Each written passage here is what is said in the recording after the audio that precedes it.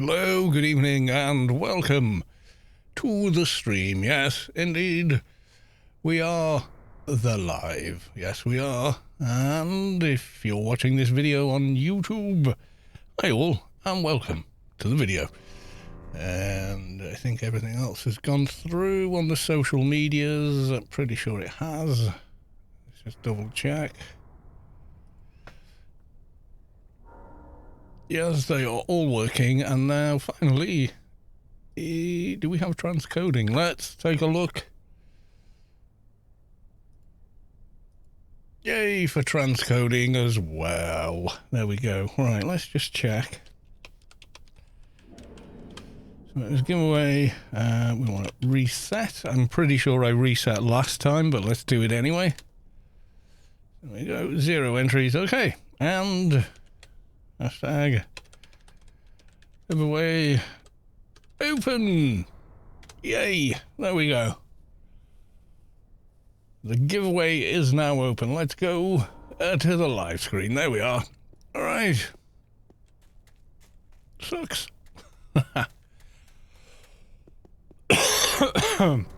Who's I? Right, okay. Let's get some daily missions on the Opifex. Yes, indeed. The Opifex MP.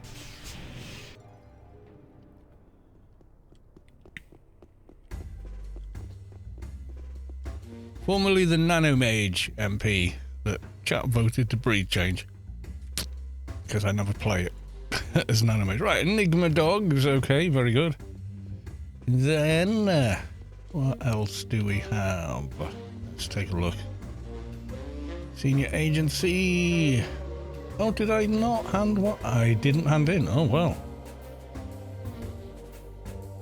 Can I have my reward now? Did I not hand that in last time? That's unfortunate. Alien Daily. The aliens alone. There we go. I think we've got, yeah, A-pods out in perpetual wastelands. Bastion for free. Welcome to the stream. Crazy Mountain Go. Welcome on in and good luck with your entry. Good evening.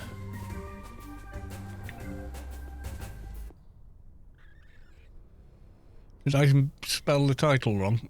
I did. There's no S. There shouldn't be any S. Let me alter that.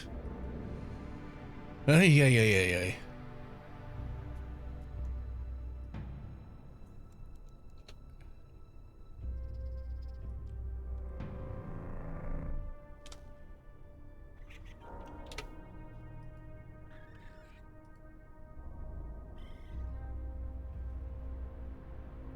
Yeah, it should be that.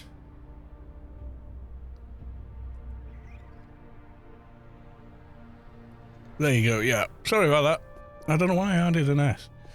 Yeah, Freelancers is up. Let's go and grab the Freelancers. Did we hand it in last time? Just looking in my... I think we did. Oh, wait, no. Freelancers Inc. Complete 2 normal daily missions. Oh, okay. I'm not sure what I've managed to do there, but I obviously haven't handed in the prisoner mission I got. Yeah, I typoed an S into it for some reason. So, yeah. Incorrect information given out. My apologies. Right, okay, so. We'll hand one in straight away. And my reward now. Goodbye. Right, so Freelancers now says complete 1 normal daily mission. Huh, that'll do. Right, we swap out the HUD here, like so. I think that gives us the 223 pet regardless, doesn't it? So... It does, yeah. I can't quite get the 225, but hey. Right, and then we want buffs. Yes, we do. Lots of buffs.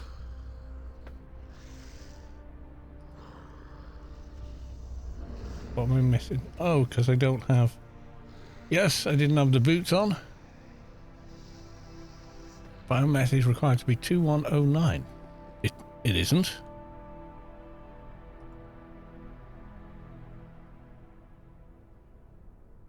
Am I missing some buffs here? Odin's other eye. Composite 8 hours. Oh. Interesting. Well, did I perk something? No.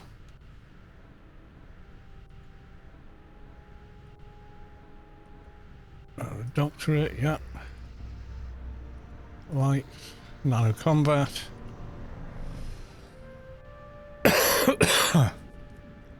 How did I self-cast it before if I suddenly can't now?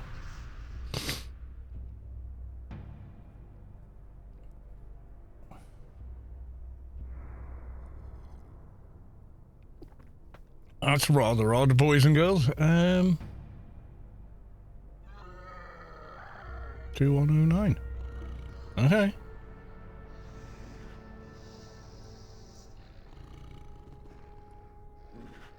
We'll go for 210 with the HUD in. Yeah. Weird.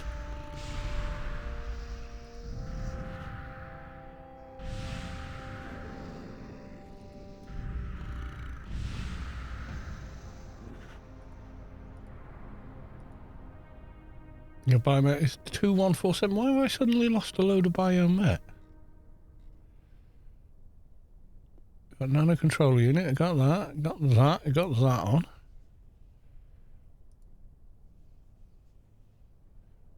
Yeah, got the helmet. 300 armor. What boots have I just put back on? Okay, that's 2147.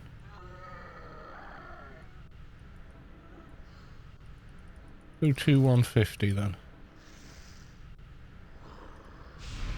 I'm sure I didn't need to do that last time.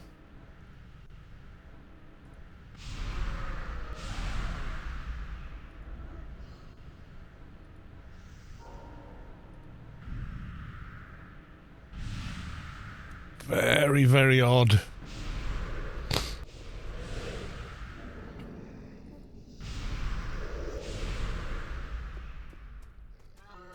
Locknock with a loot, please. Good luck. Alright, anyway, there we go. So that's that one done, and we've got... Yeah, let's go and do that one, maybe. Let's go and check out the buff bot, maybe get an RFE for the lols.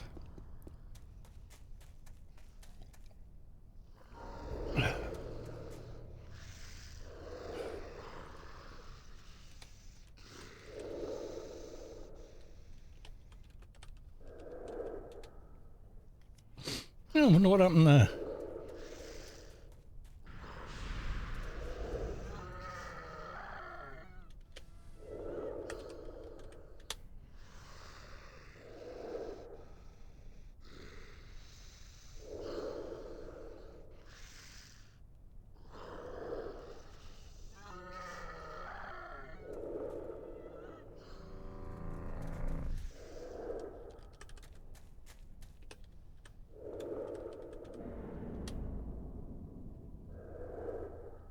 Okay, warp a mule, I think. I think I broke it. Right, okay, so we want RRFE.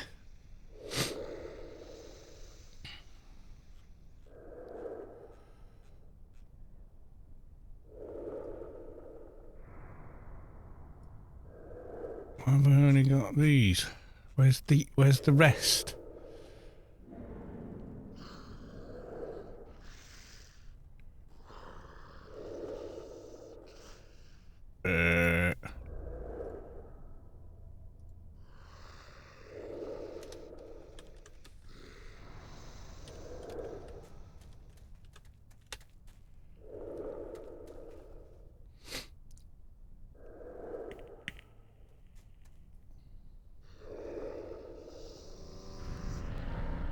Buff menu.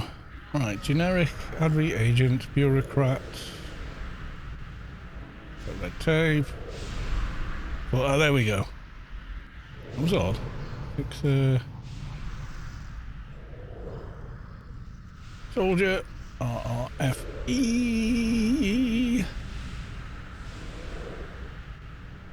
The wait, someone I think is just... Yeah, there we go, we got it.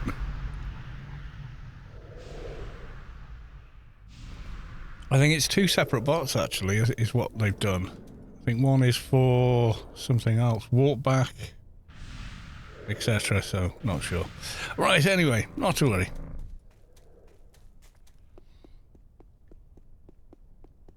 Well, we don't want to go through Job, otherwise we'll just lose our FE again, won't we? Like a numpty.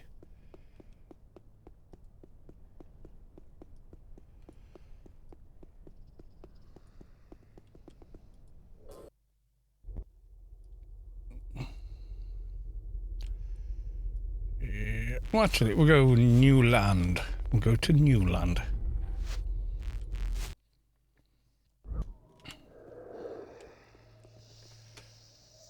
Having one of those days. There we go.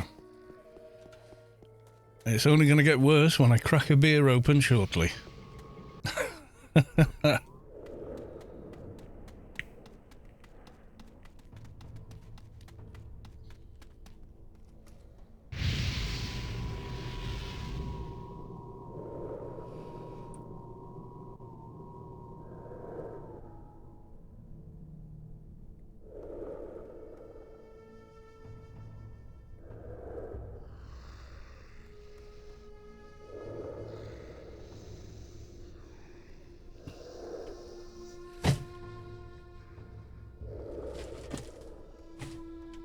Box of crap just fell over. Never mind.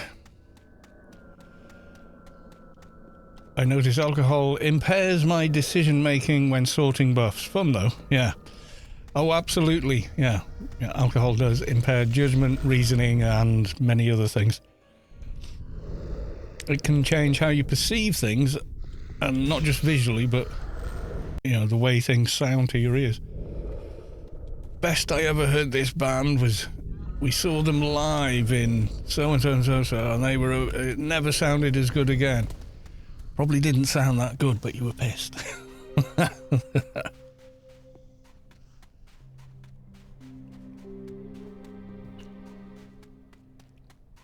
Who knows?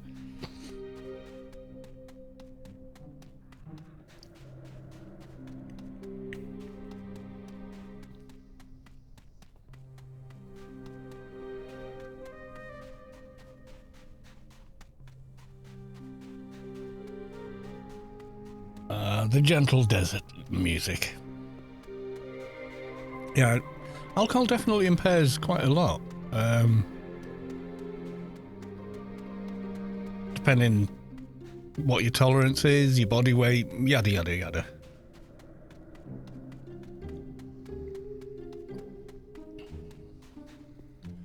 I really like that this is 299. Lady Sky Cannon's guildmate passed it over for free. 299, but it's the exact same buff, stat buffs on it that you would get on a much bigger one. Well, on the 300 there's no difference. But some people are like, no, I need to have the 300. Which is fair enough.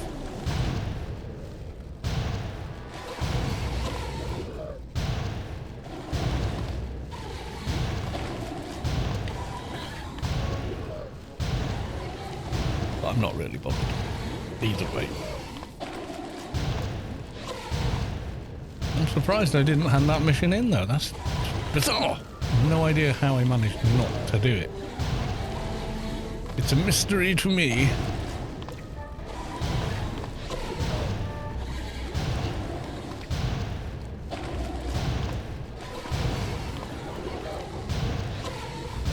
Try for the targeting thing done.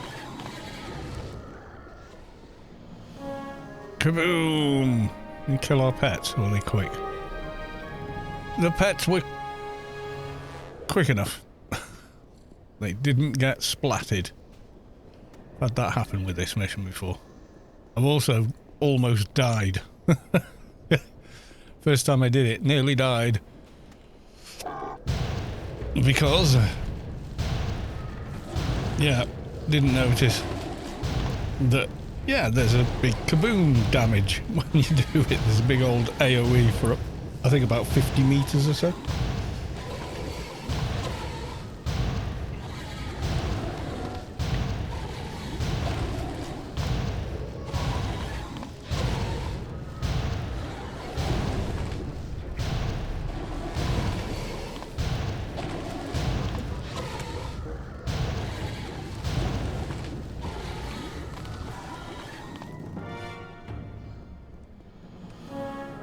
Kaboom!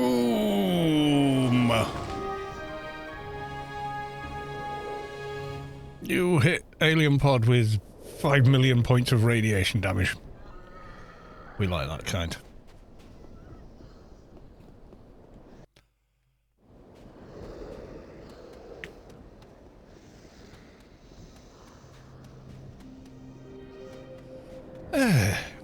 Progress. Right, I suppose, yeah, we do the Enigma dogs, then we hand in the mission, then go to freelancers and see if that gives us a clear your daily missions reward, and if it does, we can grab a bunch of daily missions again.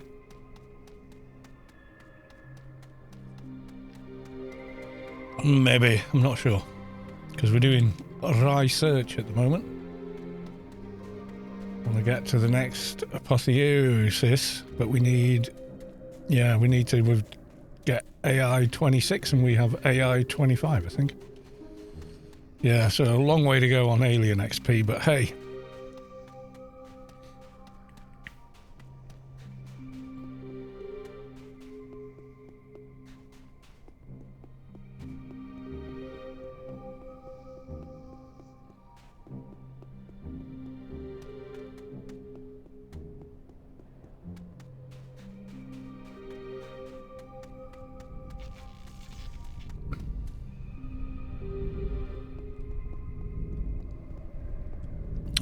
Which way do we want to go?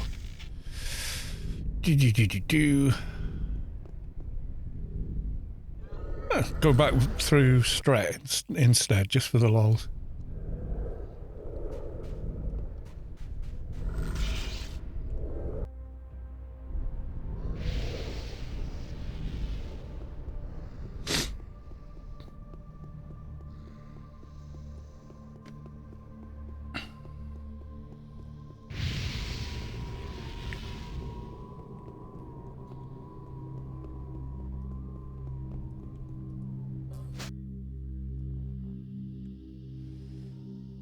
Yeah, we want to go this way, don't we? Yeah, wamper it down to the forest.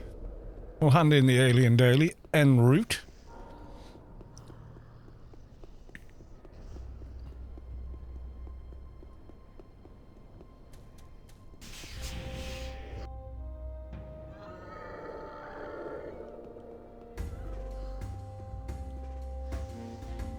Mission complete.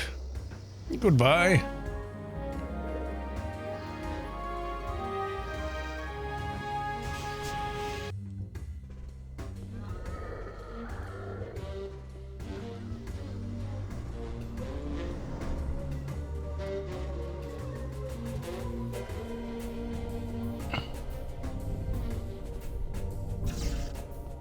Oh, plus 10 is up. We'll grab it. Show the young woman your wrist. Goodbye. Let's spread the good word. Tell Storm. Clan OC. There we go. Zimzig, welcome to the stream. Good to see you, sir. How the devil are you this weekend? Are you well? Yeah, it was my first day back at work today. I did want to have the Saturday morning off as well and then return on Tuesday night, but wasn't happening, so I had to go back in for 6 this morning, so I am knackered. Not gonna lie. Yeah, pretty tired. Thankfully, Mrs. Callis 2 is off work this evening, so I get to have a beer and chill whilst I stream.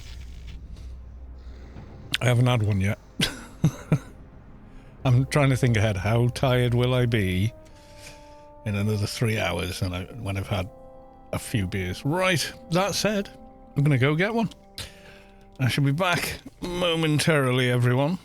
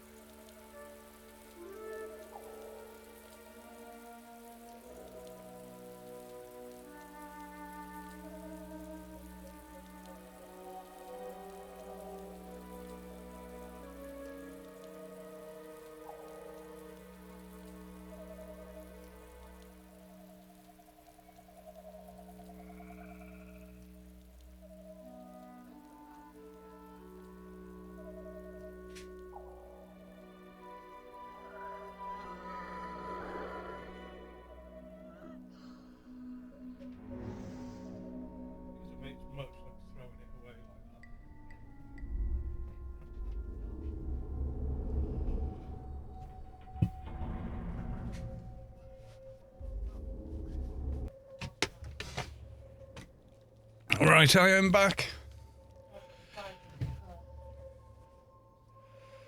I has returned, and it is time. Yeah, I had fried eggs on toast, didn't I? Yeah, they're from yesterday. Maybe even the day before that, I'm not sure. Right. Enigma dog trainer. Something about Enigma dogs. I need to know and point me in the right direction. Sounds good. Goodbye.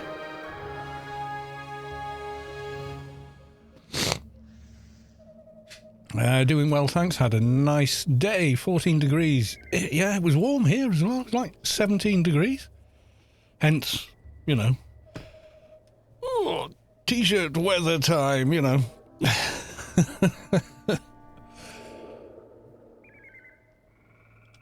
I went out with a thick coat on and just a t-shirt, and as soon as you were in anywhere, it was like, I'm too warm. Almost instantly. Nice afternoon, evening. Yeah, that's nice. Got Mini-Me home today. Yay! Yeah, I've got Mini-Me at home. All the bloody time. Not so mini. He's I'm not sure. He's like millimeters shorter than me. And I think he's broader. You know, he's thicker.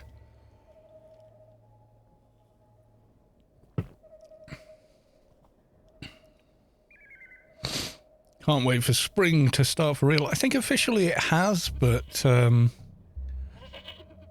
yeah, spring kind of feels like needs to be in June these days. You know what I mean? It's like, yeah, somehow it's not quite.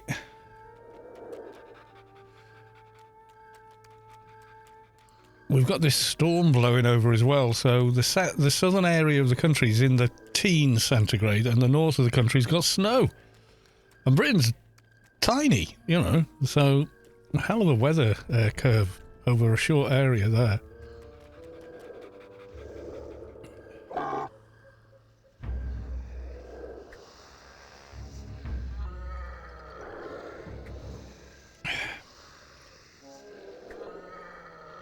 What was the...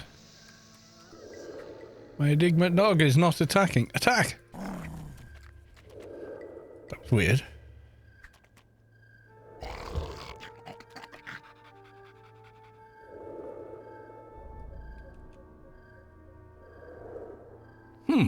Right, anyway. Let's find some more balls. Find some more balls to play with? I don't mind if we do. Yeah, so in my downtime this last week and still like up to present, I've been playing Horizon.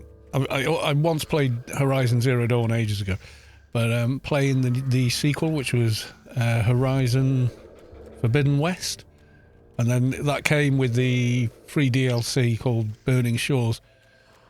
It's bloody good, gotta say.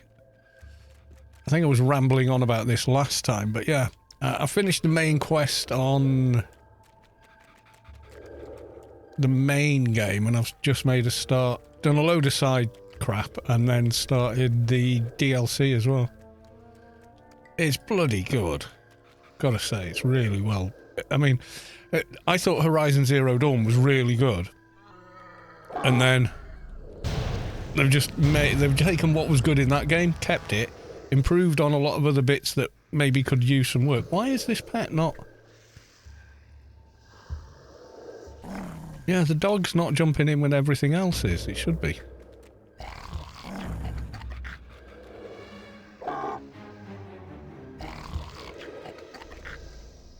That's better.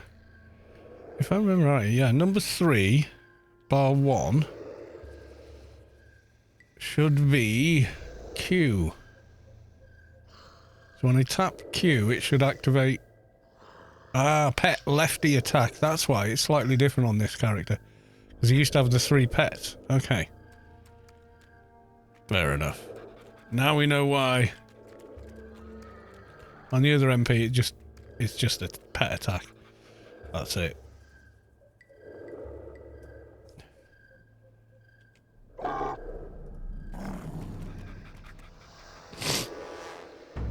And I think I did that because I used to use the try and use the Mez pet. And then just gave up on the bloody Mez pet. Let's move away from doggos over there. I think doggos are going to give us a hard time. Or give the little gimp pet, the little Enigma dog pet, a hard time.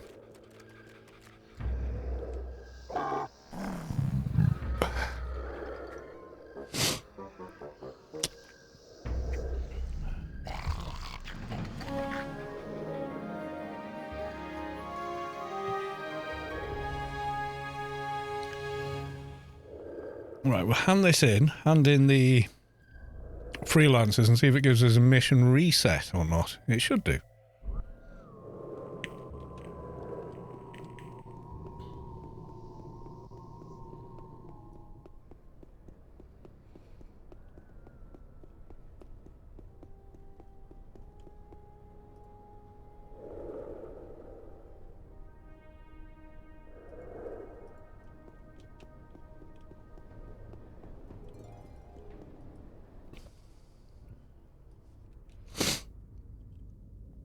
Right, we're away with the fairies. Time to go.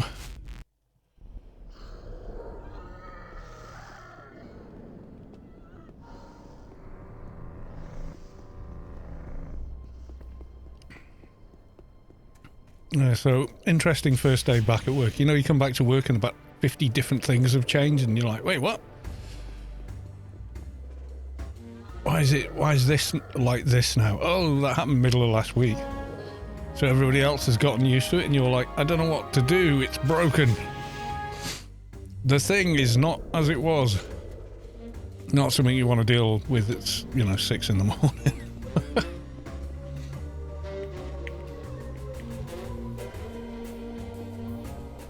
Right, and to the freelancers thing. Hand that in.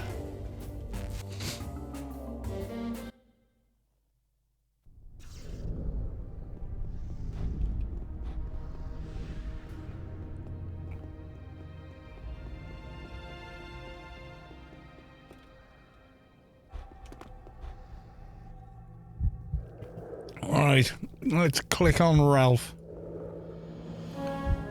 Received an item as a mission reward. What have we got? Freelancers Inc. tokens 2. We're doing it then. We'll go ask for a new mission. Reset the dailies. I would like it. Take another Freelancers Inc. contract. There we go. Yep, it's cleared them all. Right, we can go and go back to the mission agency. Has the fun again.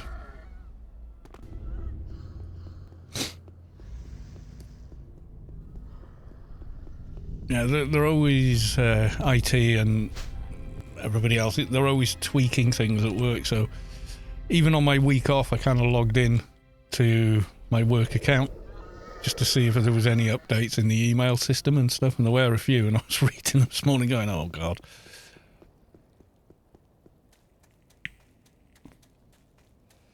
Oh, so this system now works this way instead of how it used to, you know. I'm applying for a job. Straightforward, please. Goodbye. I think that's rats we just got. It is. Okay.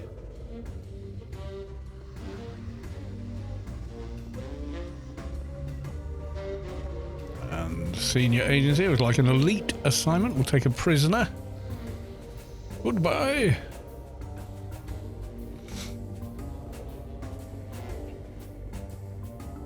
Oh, you know what? We should have done the doja because we could have done it twice. Never mind. Alien Daily, Aliens Alone. Oh, right, okay. Got that one. Alright, quick word with the warden.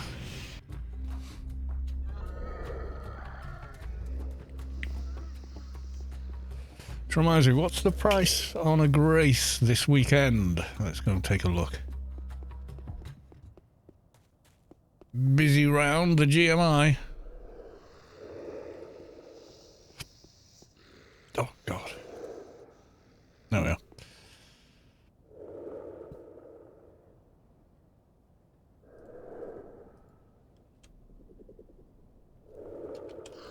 Grace. General search. 143 billion credits. That's a lot of credits. Yes, it is.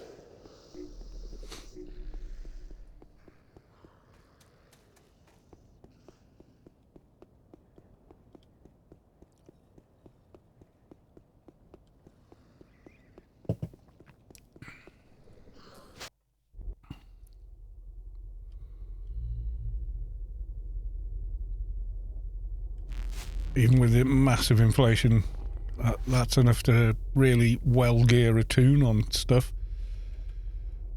Yes, it is.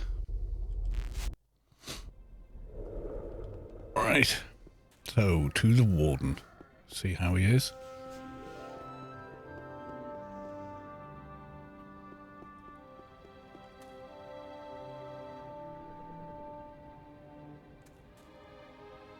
Lofnick, good day. Good day, Lofnick. How the devil are you? Are you well? I'm waiting. Oh, there you go. Yeah, warden has woken up. At your service. We will take the diseased prisoner. There we go.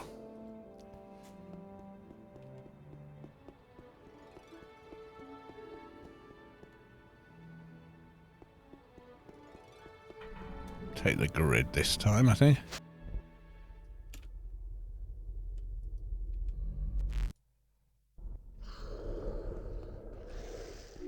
She'll be able to run across in time.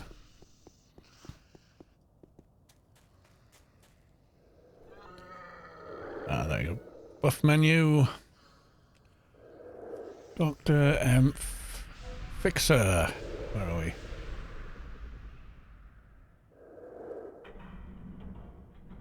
Fix the grid.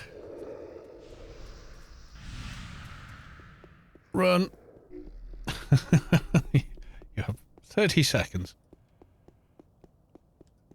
Or 20 seconds, I think it actually is, isn't it?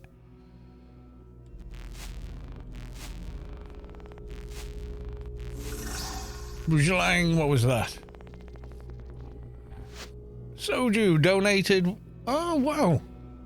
Is that $50? Thank you very, very much.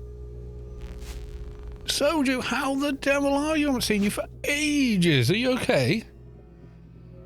Big thank you for the donation. That's much appreciated. Wow, thank you so much.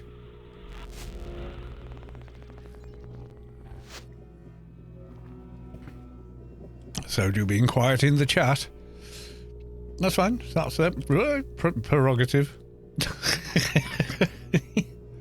What do I want? Milky Way left, don't I? It is left, yeah. Watch it not be. No, it is. We're okay. Well, thank you so much, Soju. Welcome on in. I haven't seen you for... God, I don't know. I don't think I've seen you this year. I don't think. But nice of you to drop by. And thank you very much for the donation. That's much appreciated.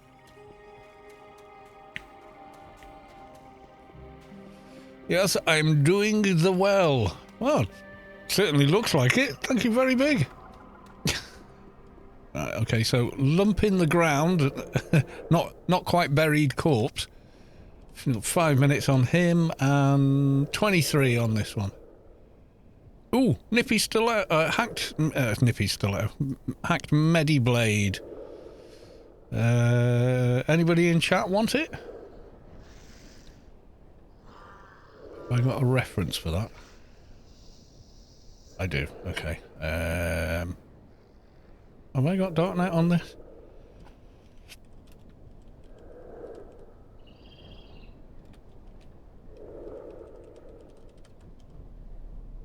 Loot rods. Oh dear. Hacked Mediblade. Diseased prisoner. 20 minutes.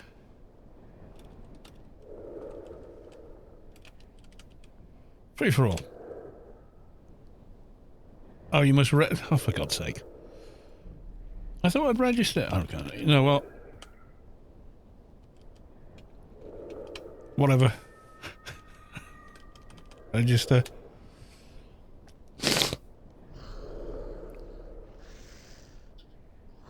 Okay, did that work? Did that register me? Mystical sexy, right, okay. And then back down to this chat. Enter Alt up. There you go. Come and get it if you want it. Does your shade require a Mediblade? New toon soon. Yeah, I'm kind of getting that itch to make another character again. I am. Has anyone got any ideas for another character? Has it dumped me off there because I breed changed, maybe?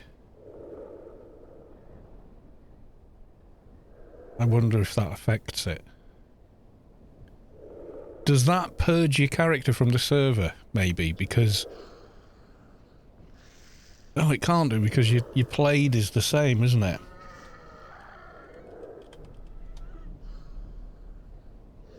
Yeah, 12 days, 5 hours, 22 minutes, yada yada yada.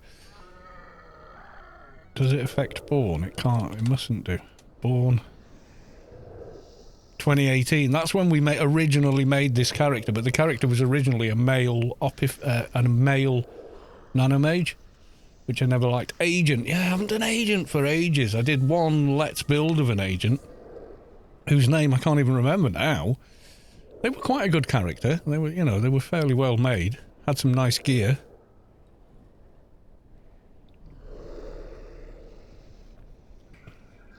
And the only thing with Agent is there's a lot to buy with Agent. They're quite an expensive character to play because you're buying everybody else's nanos, aren't you? That's the big thing, you know. So you start off with, oh, I've got the, oh yeah, but I can get the MP buff, I can get this buff, I can get that buff, and then I need all my false profession, and you know, I need all my trader drains and. It's very... Oh, God, yeah, it's massively powerful, yeah. It's just... Like, it's one of those where when people go, is Agent a good first character to play for AO. I'm like, no, that should be like 3rd, 4th character. Maybe even 5th. You know, when you know more about other classes, it makes Agent more fun to play because you know about the buffs that those classes have and how they work, so there's that. And that was Fouch24 with a loot, please. Good luck, sir, on your entry.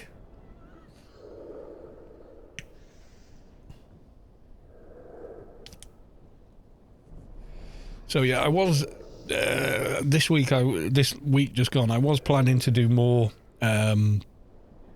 streams, but yeah, someone on Mrs. Carl's side of the family got rushed into hospital. They're okay. They're going to get better, but they're going to be there for a little while, and I don't want to say more than that about it. So we ended up doing a lot of back and forth to the hospital and dropping things off and visiting. And then their wife kind of needs assistance, so we've been filling in for them while they're in hospital, you know, doing the dogs and the bins and the, you know, the whatever. So, yeah, my week off ended up not being a week off at all. So, you know, it just ended up being like, oh my God, this is worse than work. Yeah, it's kind of funny. Now we know they're going to be all right. You know, at first it was like the whole stress thing. Oh, they're going to be all right. You know, and what happens if? And no, they're going to be all right. They're going to be all right. So anyway, yeah, we're out of the woods, so to speak. They're old, so they're just taking a long time to get better. That's all.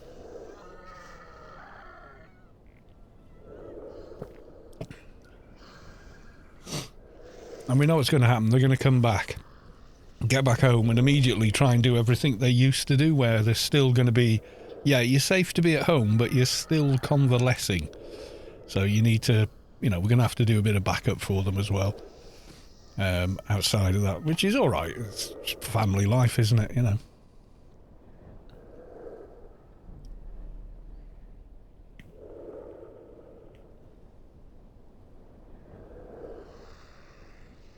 Yeah, I've tried to ask for and normally you have to book, from the company I work for, normally when you request time off, you need to do it a month ahead minimum.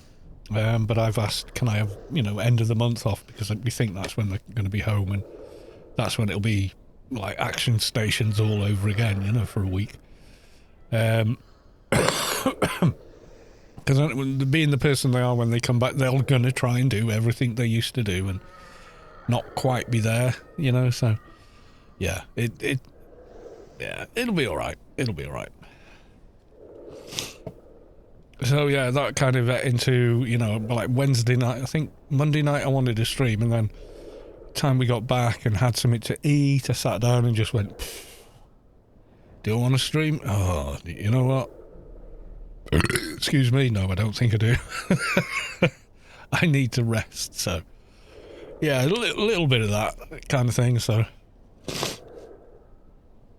yes, very, very good. Hey, oh, hey. Right, okay, so we're still, how long? Oh, they took the corpse, so I don't know how long it's going. Oh, you could have just left some crap on it, so it's not vanished. Now we're not sure when it's coming now. I think about 5 more minutes, maybe. Oh, we were missing things, right. ICC planet-wide announcement. Ray Trade has been awarded the highest honorary rank for outstanding dedication to the defense of Rubicon. And ICC planet-wide announcement, Never Crunch has been awarded the highest honorary rank for outstanding dedication to the defense of Rubicon.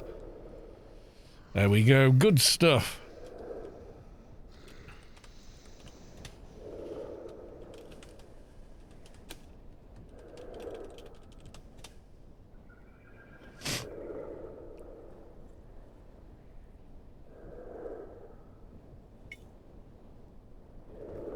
Use the timestamp from Darknet.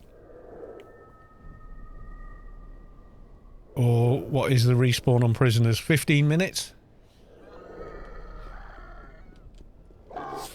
Yeah, well, if the corpse is there and you target the corpse and press T, it'll give you the time anyway.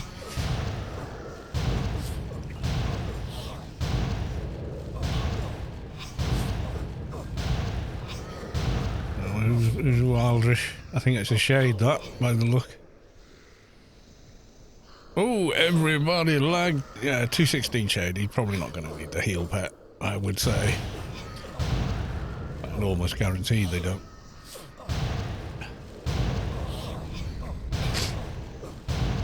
And I doubt very much we will pull aggro even with the big pet. I think it's going to be like, nope, not today.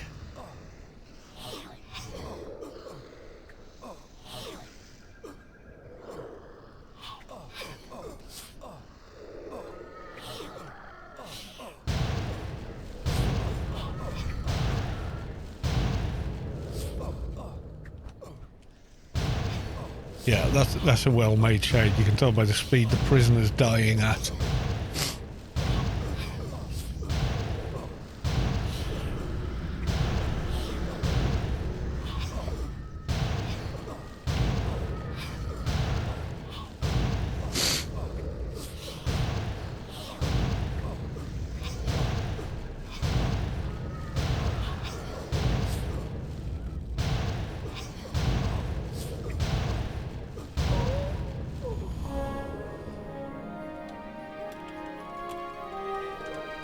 Thank you for team.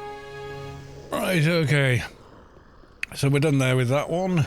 Emergency call. Yes, that sounds very civilized. Let's emergency call this. Yeah, it's 15 minutes, and I think that should be applied to a lot more world bosses and whatnot. Yes, I do. 15 minutes is ample time for a respawn. I think we had a conversation once. I can't remember what mob it was. I think it was Razor, Zark and Razor. I was saying, what's wrong with 15 minutes? Why does it have to be however many hours? You know, this is NeverQuest, all right? So, actually, let's go. We'll go via Borealis. Yes, we will. Just because. Something with this character I've always had. When I zone, for some reason the camera angle goes wonky every time I zone. I have no idea why, other than, and I don't know of a way to fix it other than delete all preferences and redo everything. And ain't nobody got time for that. So yeah.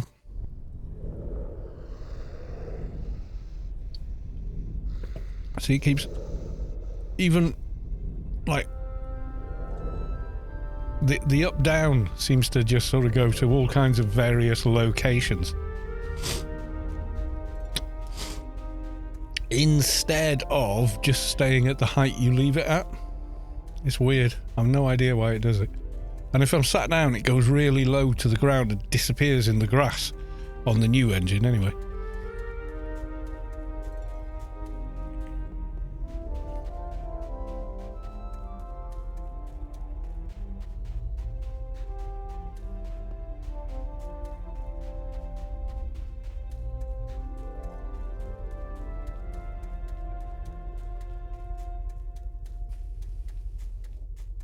Yeah, I thought I'd always had Darknet on this character. In fact, I'm sure if I went and looked back at some VODs, it's probably there, but... See what I mean? Look, the camera went down in the grass. That's always happened with this character. Where the hell are those aliens coming from? He says, or she says, looking at the alien ship right over there. Okay, specialist. We got a medic? No, okay. Carry on the way we are, then. Do not target the wrong thing. Sin Gapper with a loot, please. Good luck, sir. Yeah, like her, don't target her. As I have done in the past. I think the first time I tried to do this mission, I just went tab Q and then wondered why I was dead. Grief or death, that's why.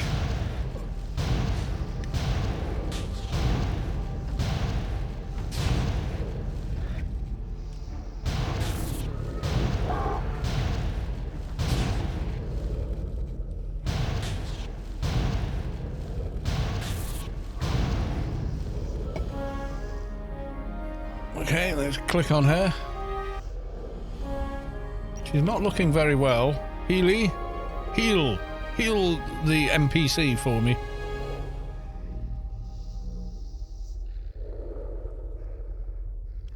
So this is all hale and hearty for the next player.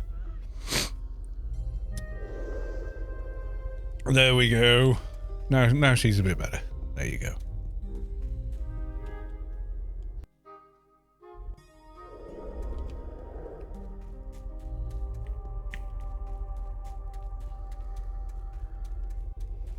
So today's next exciting mission is rats. Woohoo! Yeah, it's a shame really, because it's been a freelancers week and I could have done some extra streams and, you know, gotten a lot more XP, but yeah, it is what it is, you know. What was it John Lennon said? Life is what happens between your plans? Something like that, anyway. It's best to just roll with it, you know.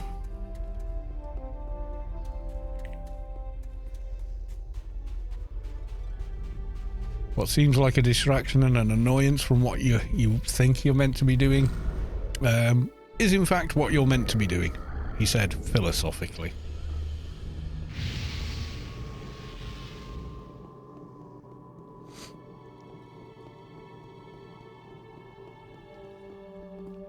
Yeah, there's a Borealis buff bot. However, if you send a tell to it, this does amuse me, I'm sorry.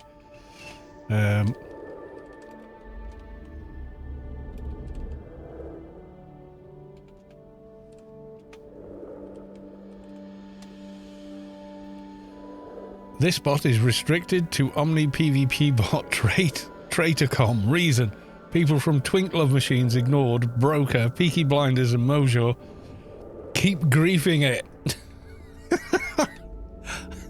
Oh well. Yeah, I just kind of find that slightly like, oh guys, what do you like?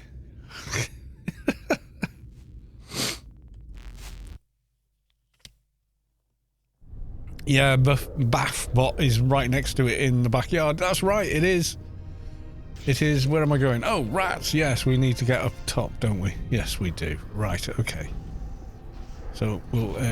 yeah, that's the only thing. Everyone raves about this pet. My thing with it is when you're trying to use the grid, click on a corpse, target things with the mouse, it's always in a flipping way.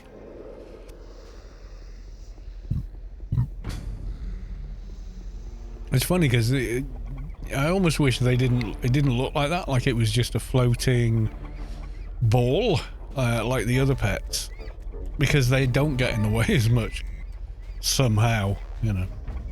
They don't get stuck on stuff either, they just bounce over it.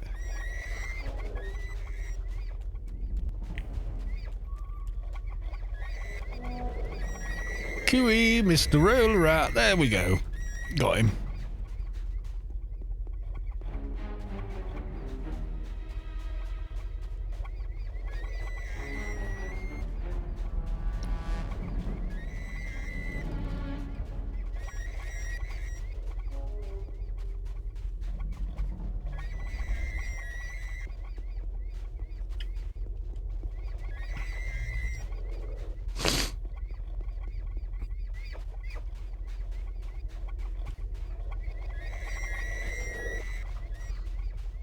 Right, I think we picked up enough. Let's go talk to the NPC. Rookie Exterminator, what should I do again? Are you ready? Yes. Goodbye, timer starts now. Right, to the beach.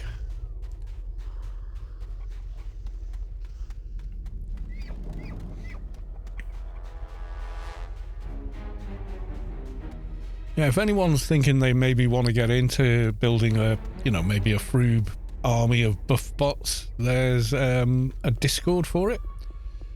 For Buffer's Army it's called. Let me just see.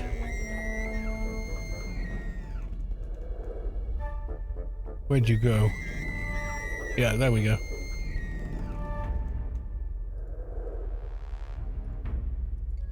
There's their Discord invite. Also, Big Man Force, who makes, you know, B-Bot and all the other fun stuff. They've made their own Discord as well. So that's Big Man Force's Discord. I'll give you that one as well. I've gone on and said hello, like Mrs. Doubtfire, hello, and then buggered off again. But yeah, it looks fairly lively. So yeah, I have no idea what his next project is. No, I haven't done any more voiceover for him, so I don't know if there is a secret project or whatever. But I've said to Big Man Force, I think the effort he puts into his videos and stuff is just amazing. And if he ever needs, you know, free voiceover work or dialogue work or whatever, then I'm more than happy to provide it.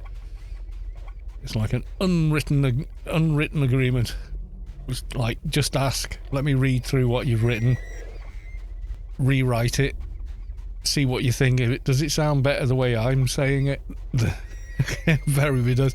He's like, do you know what he's like? He's like George Lucas. So he has these amazing ideas that are just really good, and he writes out the dialogue for it. And when you read it, it's fine, but when you say it, it doesn't quite. You're like, no, people don't. You know, the syntax of how we speak is a little different from perhaps how we write. It can sound a bit odd. So I say, well, instead of saying it this way, what about saying the exact same thing, but the sentence structure should be this, you know? And I think Harrison Ford said, yeah, he writes great dialogue. You can read it, you just can't say it. It is a bit, I told him that as well to his you know, virtual face. He laughed. But it is true, so it's quite good fun to do stuff with him. 89 roller rats and Jabba the Hutt talking about quantum physics. Well, yeah, there's some of the dialogue is yeah, people don't talk like that, George.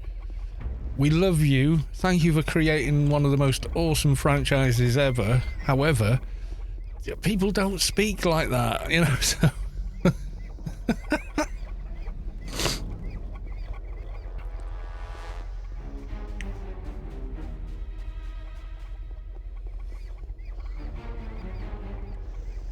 yeah, there's a load of great examples of like nobody talks like that from Star Wars.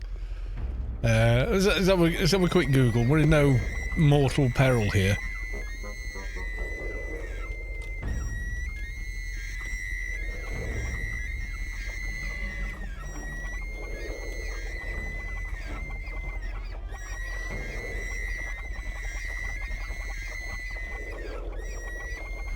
I don't know, someone made a video, like a load of... if you Google it, you'll find it. There was someone did a YouTube video, I don't know who, I watched it years ago. But it's clips of the cast. So the original, Mark Hamill, Harrison Ford, Carrie Fisher, etc. saying, nobody talks like this, George. You know. But I was going to go to Tashi Station to pick up some converters for the blah, blah, blah, blah, blah. Expositional dialogue, I think the term is in the writing vernacular. And it's like, yeah, nobody does talk like that. Do you know who does amazing dialogue in the movies? Tarantino. When you watch people and in the scene people are just talking. It's like, yeah, that's people just talking. That's how people just talk. You know, this is correct. He absolutely gets dialogue bang on. Well, what do they call a Big Mac? Oh, it's not a Big Mac in where the hell did he go? Amsterdam or somewhere. He goes, yeah, it's a chicken royale. Well, what do they call a Whopper? Oh, I don't know. I didn't go in a Burger King. Hey, they put mayonnaise on their French fries. Yeah, I'm just lapping it up, you know, kind of thing. So, Fast Leave Country. Oh, why do I say that? Fast Leave Country subscribed to Tier 1. They've subscribed for 30 bloody 9 months. Thank you very much for 39 months. Much appreciated. That's very, very kind of you for sticking around for so damned long, and I appreciate you. Thank you. And a loot, please, because why the hell not?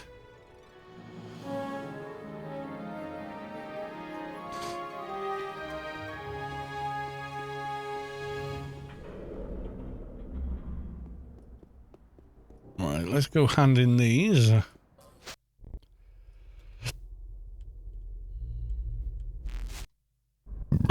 Excuse I. Beer. Carbonated beer.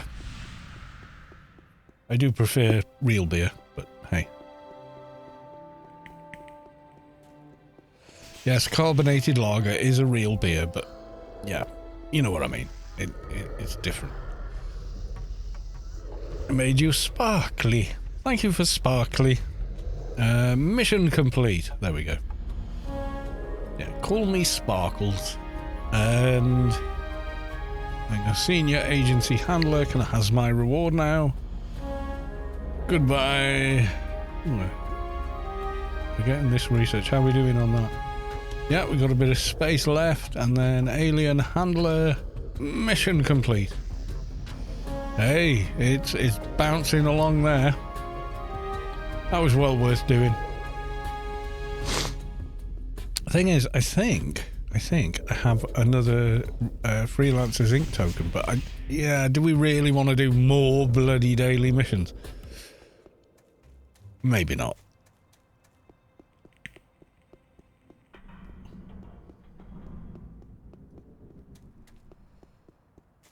And I'm not going to do a dojo on this toon, because I know if I do, I'll get one straight away, and then I'll want to do one on the other character, and it'll just take forever, so not doing it. Right, we're going to relog to the Atrox MP, the newer character, who's a little less well geared, and just get some dailies done on them as well.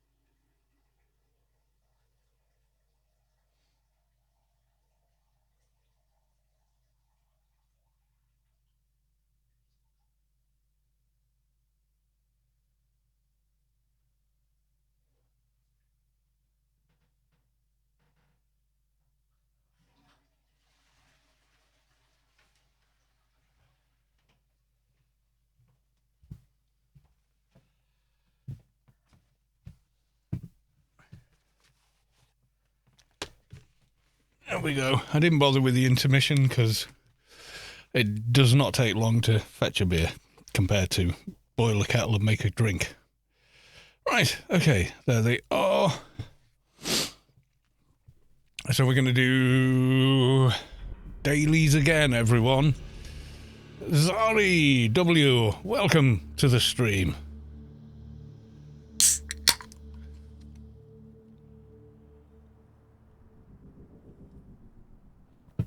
Oh, he needs a rebuff. Global chat. Yeah, we'll have global chat. Right. Let's proceed to where the bots are. And... command!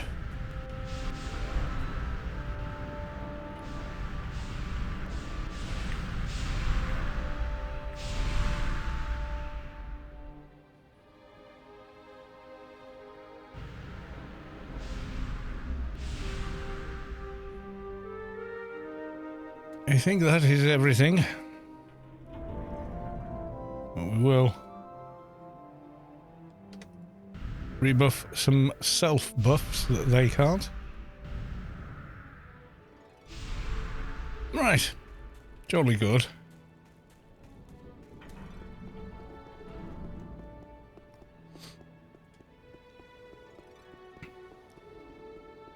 Yeah, I want to get a row in on this character, but what is he? 218. We've got a little ways to go. We'll go get the Stellar buff while we're here. I've already announced it once. It's in global chat as well, so all good. Do that, do that. Excuse me. Let's get the last demon pet. Buff him. No, actually, let's get this as well.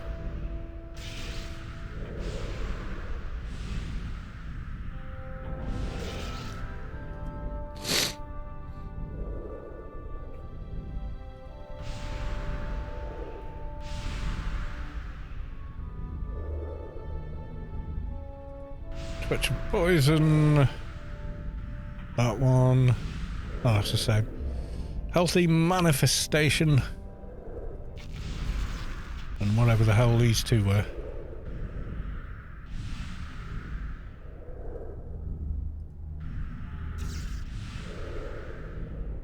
I think one of them works on the heal pet as well. It's not that, it's, yeah, that. Defensive doohickey. Right, okay. Let's go visit the clan mission agency. I don't think... yeah, we haven't got any freelancers on this character. Full alpha's doable on a Trox MP. Oh, yeah. I did full alphas on a Atrox Krat. A lot of work, and you need a lot of no-drop stuff. But yeah, it's definitely doable, yeah. On the Atrox Krat, though, I did a... what's the eye that drops from City Raids called? Yeah, I put one of those in. He can do a alpha eye, though. After I settled on not doing it, I figured out how to do it. Because it was only like 5 points off putting it on. So yes, it is doable, but yeah, you will need like a full set of, you know, the sense and complit HUD items that drop in Pand. You need 6 of them, and yeah, you know, so yeah, you need a lot of stuff to actually make it work, but yeah, it's definitely doable. EOE, yeah, is it Exterminator Ocular Enhancement or something like that? I can't remember the proper name of it. Yeah, but it was one of those because it had, you know, pistol and whatnot in it, and he's a pistol Krat, so...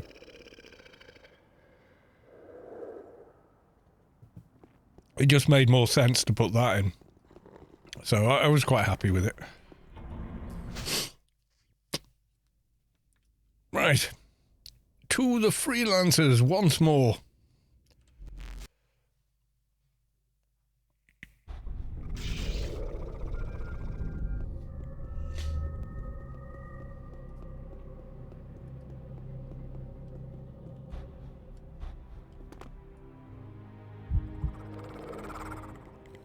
Let's talk to the drone at the back. Freelancers Inc. Goodbye.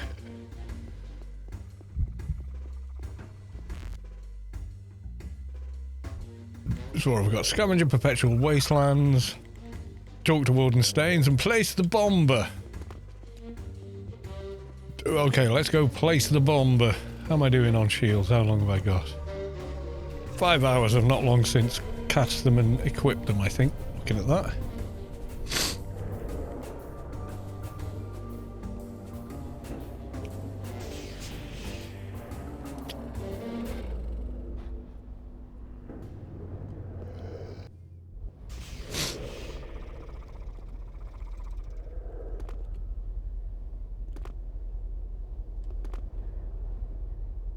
Oh, I forgot to jump on the sign, but never mind.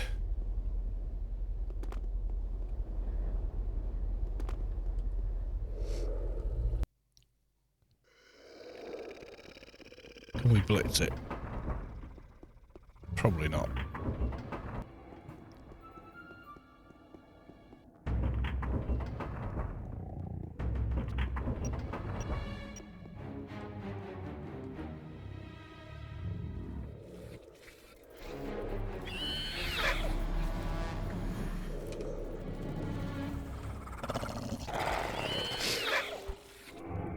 Oh, yes, there we go.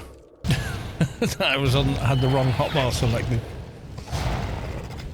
Yeah, I think it's Exterminator Ocular Enhancement DOE, I think. Yeah, I think you're right.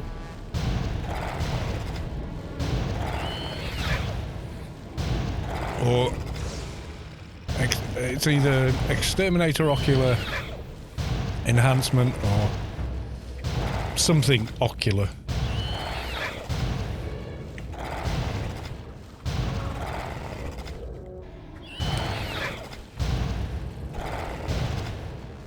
It was the beginning of a stream that ended up being 6 hours long to get it done, because we had to go off and farm stuff, like different bits and bobs from panned Zods, just to make up base stats. Essentially, sense is the absolute killer. Trying to juggle everything and sense is really hard.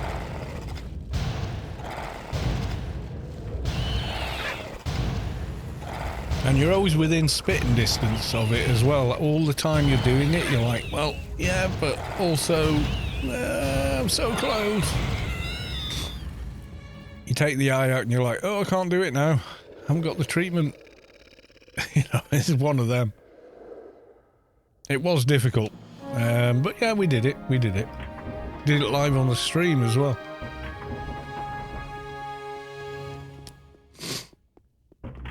So you can watch the whole process if you've really got 6 hours to waste. Started off with, he had like 2 different alphas in. When I logged him in, I was saying, yeah, I should really finish this character's alphas off. And that was the start of the stream, and it just went on from there, and people like jumped in and said, we'll take you to Pand and farm the bits. We'll go do the Zods, and yeah, it was awesome.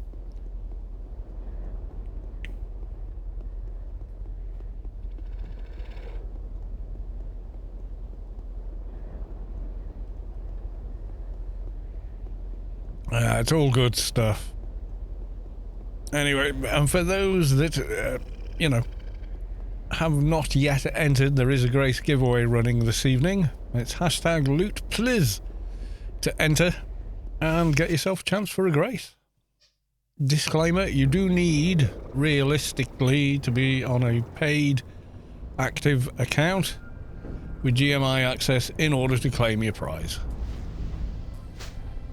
There we go, Bodie Boy with a loot please, and of course Fastleaf with their own loot please. Right, let's go talk to the Warden.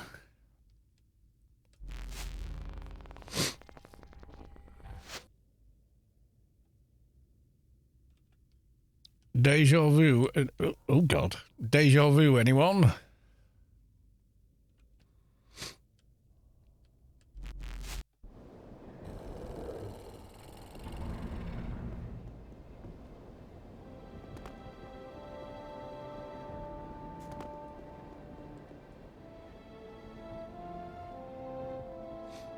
I'll wait for the Warden. Warden's Danes, it's me again.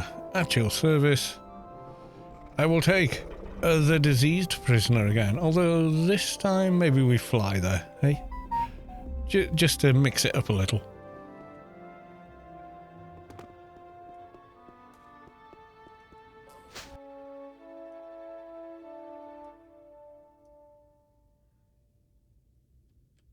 Can we chance 2HO? Yeah, go on then. You watch, I'm going to crash the graphics engine now.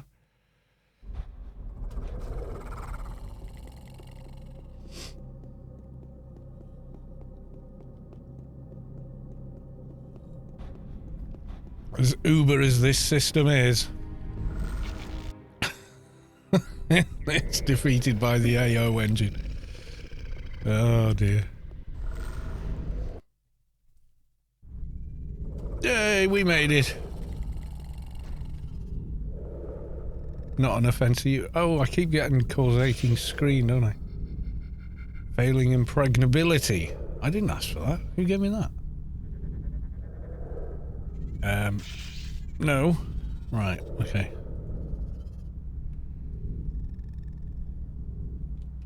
Maybe I did ask for it, I'm not sure.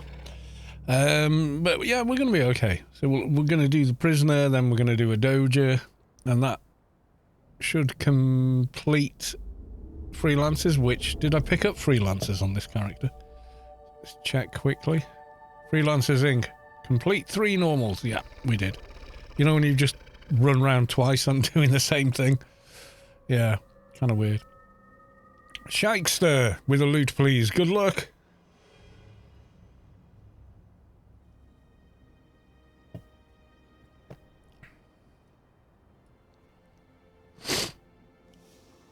It probably has registered your entry, even though it hasn't responded. It's only Moobot, you know, it's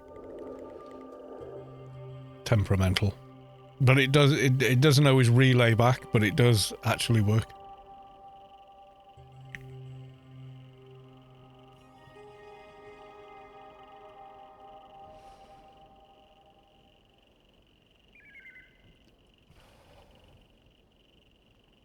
Let's see what we get this time. Will the prisoner be up?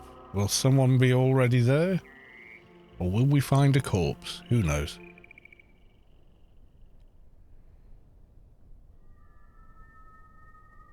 Oh, it's a corpse.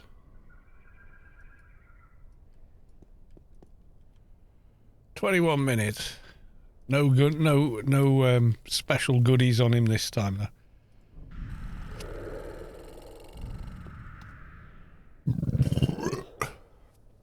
I might look at getting a different bot. Moobot's like a freebie that a lot of people use, which is why I went with it, because it's kind of trusted and people know what it is, etc. But yeah, it could be worth looking at a different one. It's a bit more robust, let's say.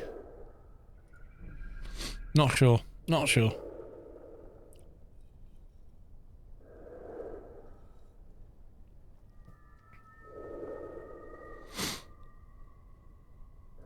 Yes, and now we wait. Yes, we do.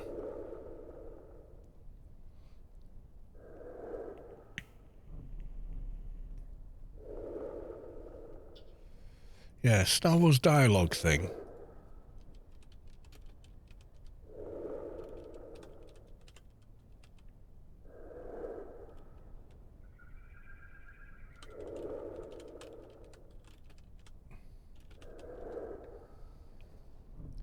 Oh, that's how you spell dialogue. Mark Hamill loves and hates the Star Wars dialogue. Yeah, there's loads of little video clips and stuff like that. What's the famous line? May the Force be with... Yeah.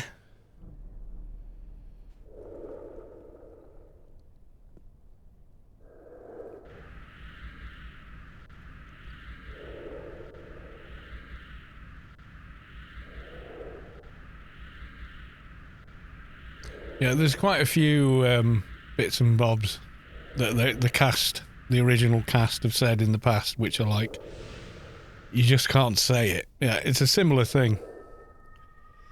Got a team invite? Oh, of course, sir. There we go.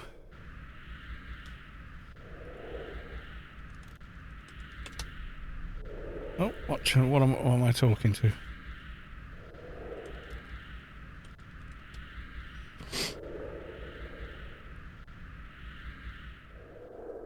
Yeah, some of it's quite funny.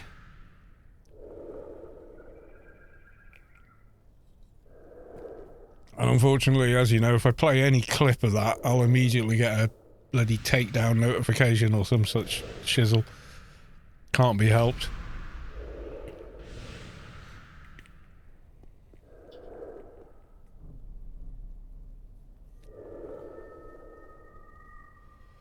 I could not tell you why.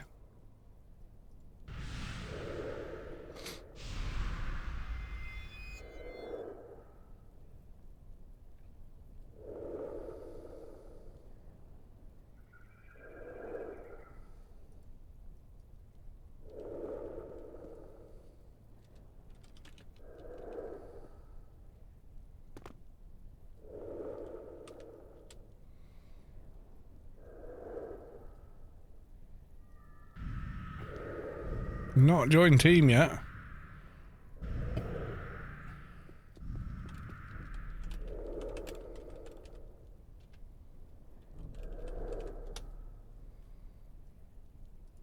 Oh, there we go. Because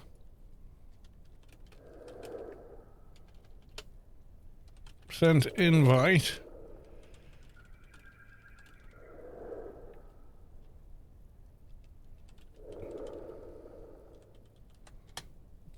Could not see you join.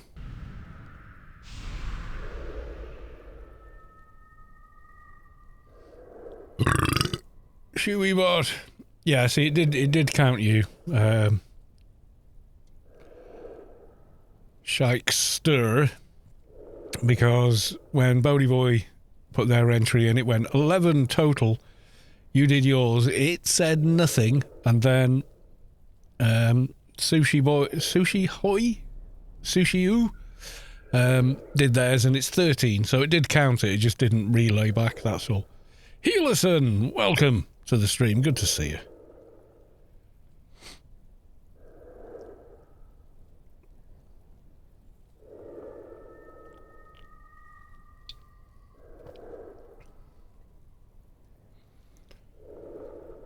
Yeah, if you do the same Google search I did, you'll see what I mean about George Lucas's dialogue being like, nobody talks like that. It doesn't mean his ideas and stuff aren't amazing. It's just, you know, a definite team effort as far as the original Star Wars trilogy goes. There's a definite... you didn't do it all on your own, George, you know.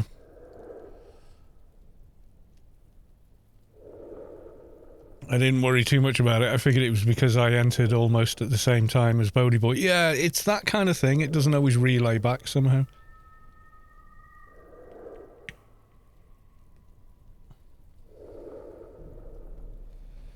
Very strange. When me, Keel and Sphere did missions last night, we had big struggles with being in and out of team at the same time. Visually the team, in team, but kicked out of new imp for not being in team. Yeah, odd.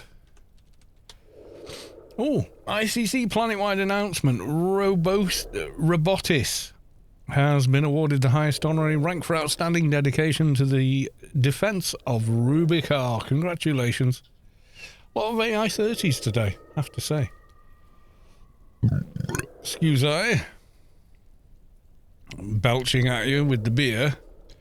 Yes, indeed. Oh, Scott's live as well. Awesome, we'll raid him later. Assuming he's still on or what have you. I don't know, I can never remember the time zone Scott is in. I mean... on you know, his .gs guy, but Scott.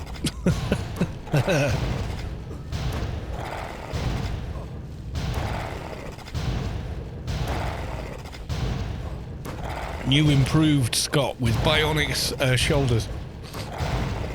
Like on his stream, he's got like a picture of the X-ray, and you can see all the metal and whatnot in there.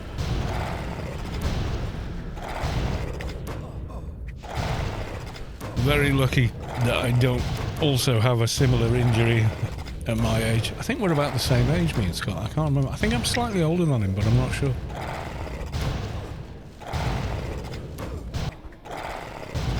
I can't remember. I am the exact same age as Oh god, what's his name? I've forgotten. Famous dude. He was in Walking Dead. He was in Death Stranding. I cannot think of his name right now. Norman Reedus. Yeah, like guy makes me look bad. He makes anyone my age look bad by how good he looks, you know. There's no middle age spread there, son.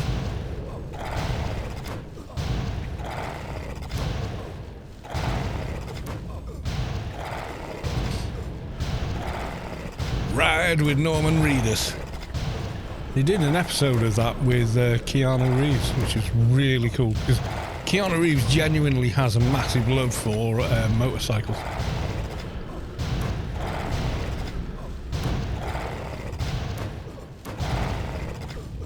And has, you know, grazed himself so badly he's exposed bone. He tells a tale about it and you're like, ay, ay, ay.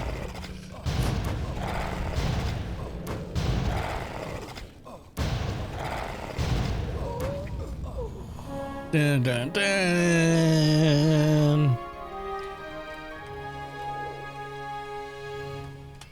Thanks, Richie. Oh, he's gridding. Awesome. I don't know which grid he's using.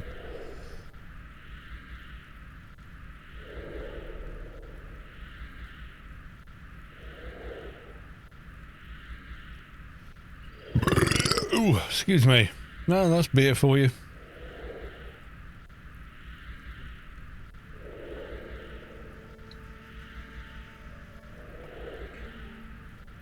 Yes, not to worry. So we're going to do this. Talk to Warden, return to the agency. What was the other one? It was... Oh, scavenger perpetual wastelands.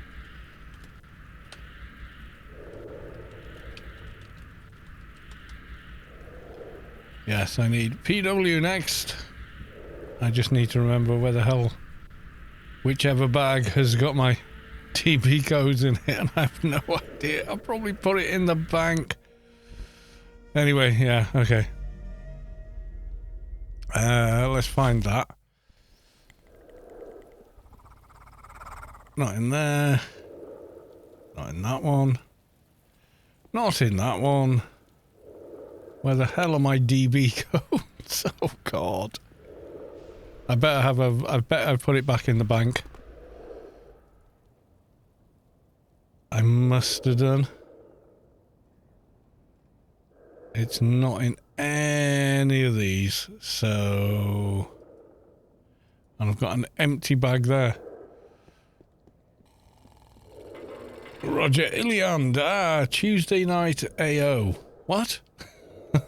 There almost was. I tried to explain at the beginning of the stream, like we had a member of the extended family got taken into hospital, so the week off I had that was going to be, yeah, let's do extra streams, ended up being, nope. We're going to go back and forth to the hospital and look after the person that's now on their own because the other person is in hospital, and yeah, and it just ended up being, God almighty, more effort than work. So yeah. Hysteria, evening Carl and chat. Good evening to your good self. Yeah, what the hell bag do I normally have at the top there?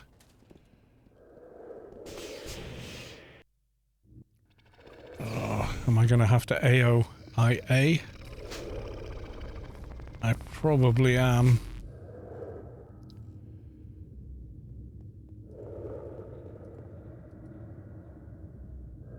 That's a giveaway bag, I'm sure.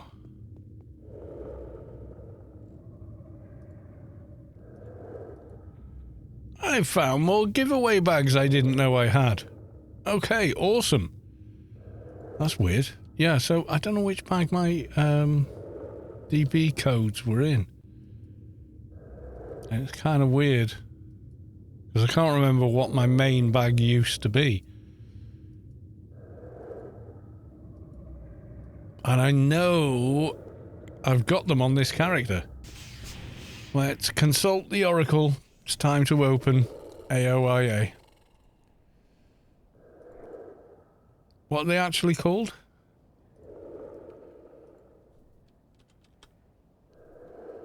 Dust Brigade security codes or something like that. Security codes. Wolfare. Bag 3. Inventory. Bag 3. Okay. 12, 6, 8, 11, 3.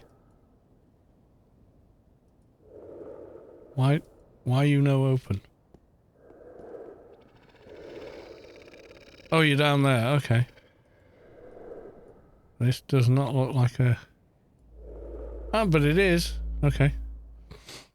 I did have them in my inventory. Oh, well, there you go. Right, have I got 3 slots? I do not. I need to make the room. I'm going to put the bracer in there. That's 2 slots, and then I need 1 more. 118, 217, yeah. I'll just drop that in there for now, okay?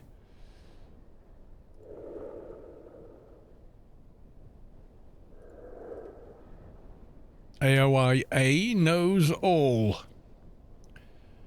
Zalia, with a loot please. Good luck.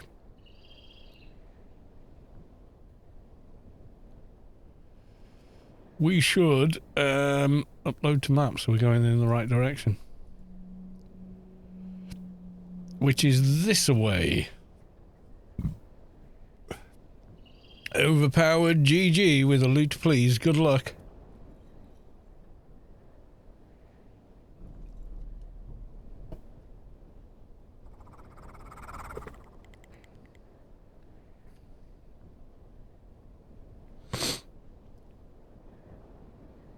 Yeah, did any of you guys watch 3 Body Problem?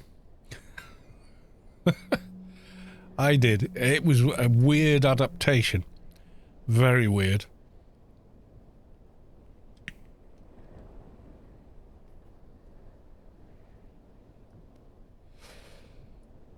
I kind of enjoyed it, but at the same time, they stripped all the science out of it. The problem is, if you've had any contact with the original source material, you go, why have they done that then?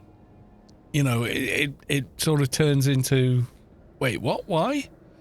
Because, no, they turn one character into several characters. So you've got, generic rich fat guy. Right, what they've done is the scientists that are involved, you've got the original scientist, the one that sends the signal out into space to like Sirius or wherever the hell it goes. Help us, we cannot help ourselves.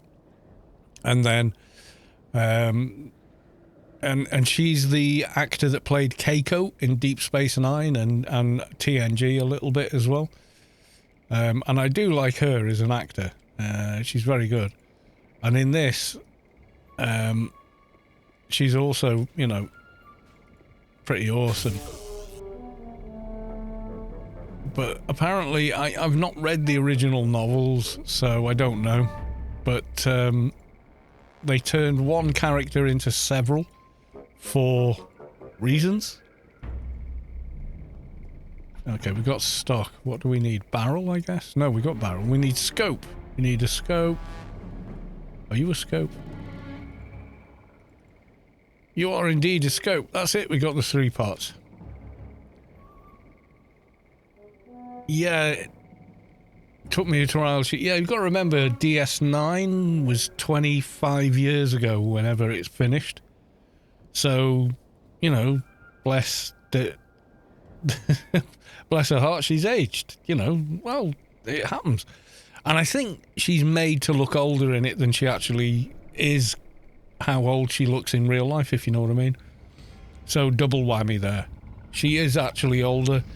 She's 1/4 of a century older, plus they've added some more makeup to make her even older again. So you got generic fat guy that loves games and toys and you know, the kind of geeky stuff we all like. And then a bloke whose entire character is basically, well, I'm dying, and I'm in love with this character who's also a scientist, and all these scientists are top of their field at age 20 something, which is a little unlikely for a scientist. You know, they haven't had time to do the degree in a postdoc yet. There's the cheese wire scene. Oh, sorry, nanofiber scene with the boat, which is just like, what? This is like Resident Evil. What the hell? Which is kind of quirky and fun, but also, what the fuck is this? You got to have hot girl. Yeah, hot girl, trap mouth hot girl. Looks like a supermodel in every scene she's in. Her makeup is perfect and everything. She's a gorgeous looking girl, you know, don't get me wrong. But it's a little unlikely, you know. And then some of the plot points are like a little bit, they're not how it was written, and I think sometimes the adaptation is not as good as the source material. And that's true of many, oh, we haven't been to the Warden yet, have we? Okay, we'll do the Alien one and then we'll go to the Warden.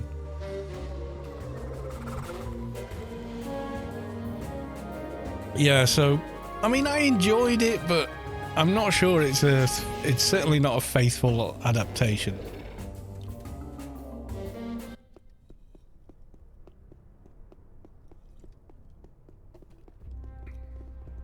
I'm not sure why they did what they did with it.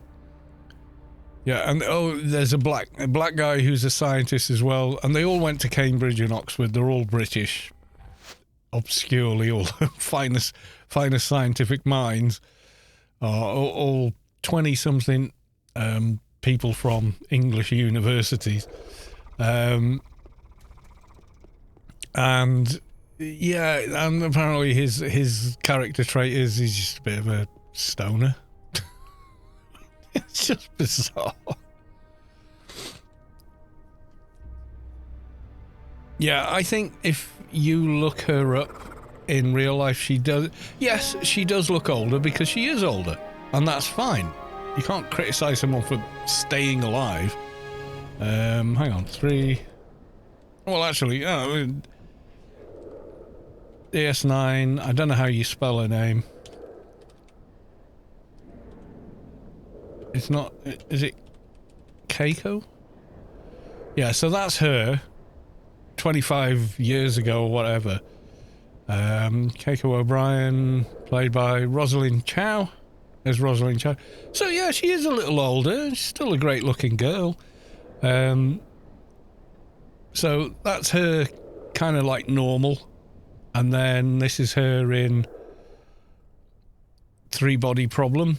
They've made her look a lot older in Three Body Problem. So she is slightly difficult to recognize. I recognized her because I always thought she was really good looking. You know, and if you kind of like a lady, you kind of remember them. You know, you can always spot them. Yeah, they definitely. Well, in the story, she would have been that much older. You know, so it does make sense in that respect.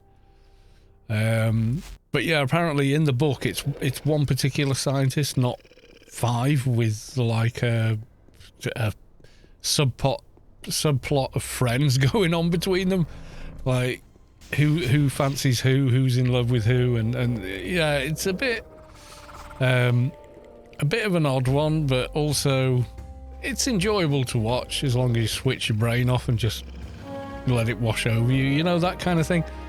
Which is kind of a shame, because I think they could have done a lot more with it, because they rip all the science out of the screenplay. So in the books, apparently they explain how the nano wire works, that it's one continuous molecule, so literally indestructible, but one molecule wide, which is why it can slice through the boat and do what it does, and they explain it. And I think they're kind of, an audience, you know, audiences aren't smart enough to get this, so they just ripped the science out of it.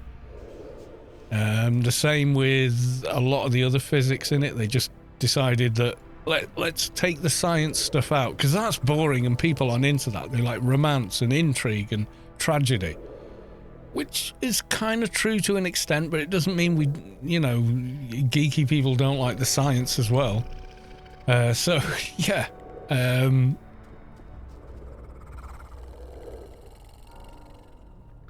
yeah, I'm not sure what I think of it, is the truth. I think I would have liked to have seen something more true to the original material.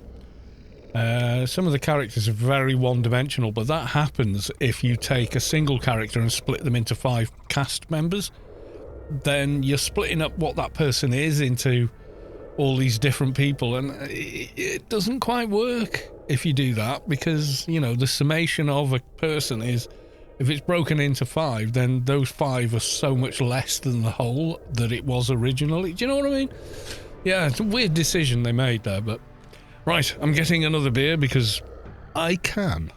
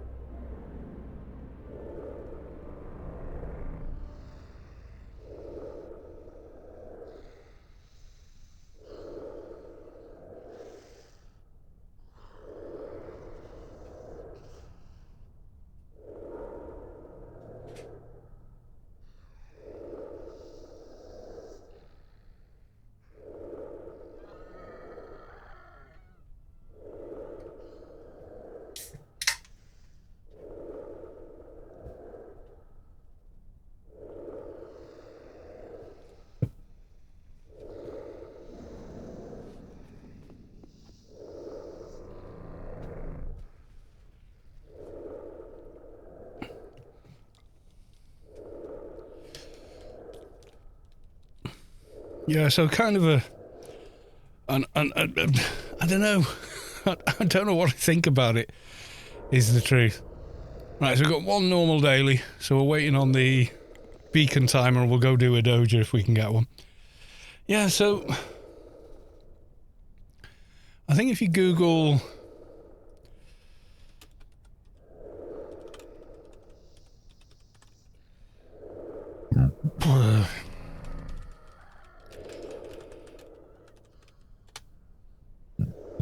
The novel Three Body Problem takes place almost entirely in China. It's written by a Chinese author, where the series made it more international. Of course, China as a setting is essential to the story. The tragedy starts with Rosalind Chow's character. Seven major three-body problems. Yeah, radio time. So the changes are taking it outside of China, which is where it was originally set. Which might have worked better. F off. The Oxford Five, the international cast of leading characters are completely new, although some can be directly made characters in the book. So there they are. Yeah, the humour isn't really there in the book. The wall-facer role is rolled out in the second novel, not the first one, Dark Forest. So they changed a lot, and I'm not sure that makes it better. You know, sometimes it does, sometimes it makes it work for a screenplay, sometimes it doesn't. I would have preferred if it had been made by whoever made Good Omens on Prime, because I've read that book, I don't know how many times. I've got one of the original copies of it. Paperback, pages fall out, it's coming undone. I love that book so much. It's kind of a parody on the Damon the Omen kind of mythology and story and movies. And it's brilliant because it's got the Pratchett twist to it, because Neil Gaiman and Terry Pratchett wrote it together. And the adaptation of that on Prime was brilliant. There was so much of the original material was still there in the book and everything else, and the casting was absolutely spot on. It just, everything worked with that show. So whoever made that, I think, would have done a better job of it, is what I'm saying. It's like they read the book and went, okay, I'm going to spend a year or so planning on how to put this on screen. Okay, we can do it, but it's going to be an 8-hour movie. So instead of that, we're going to make a series and do it that way. And I'm fine with that, you know.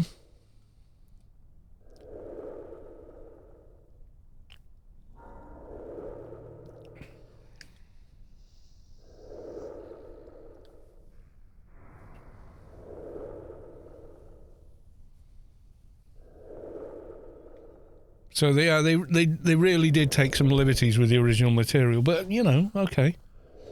It can take a while before they get it right. I mean, if the Avengers had been made in the 70s, it would have been very, very different, because they did have Spider-Man, Thor, Hulk, and Iron Man, Doctor Strange in the 70s.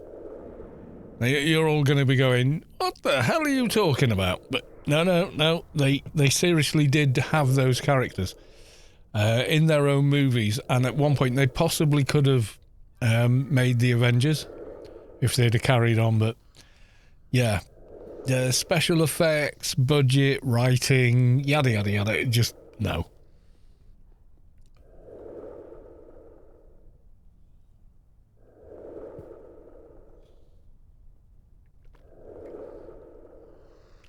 But yeah, there were some, I think, yeah.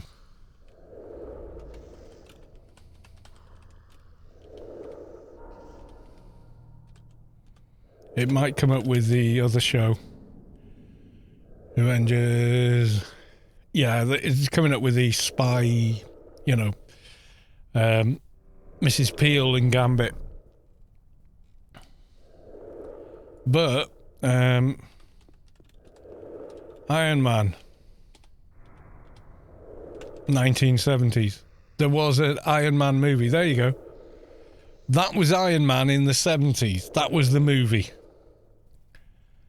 And it was weird compared to even the original book. He never looked like that. He had a neck, and so on. And then let's do... I remember going to see this in the cinema. Yeah, there he is. That was the Spider-Man.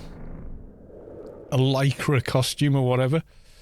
And then we had, obviously you know, Hulk. The original Lou Ferrigno being, Lou Ferrigno being an actual real-life special effect. Because he's awesome. And then we had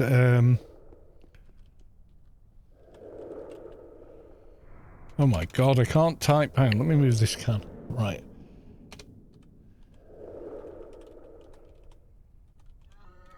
Captain America 1970s. Yes, it did happen. Mighty Marvel, there he is. And his see-through vibranium shield and a motorbike. Yep, there he is.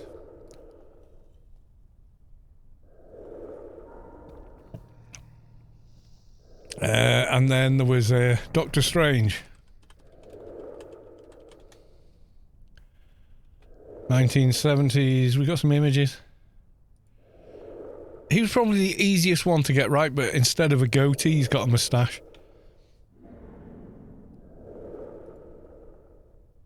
Yeah, there you go. So they were halfway to making the Avengers in the 70s, but it just never happened.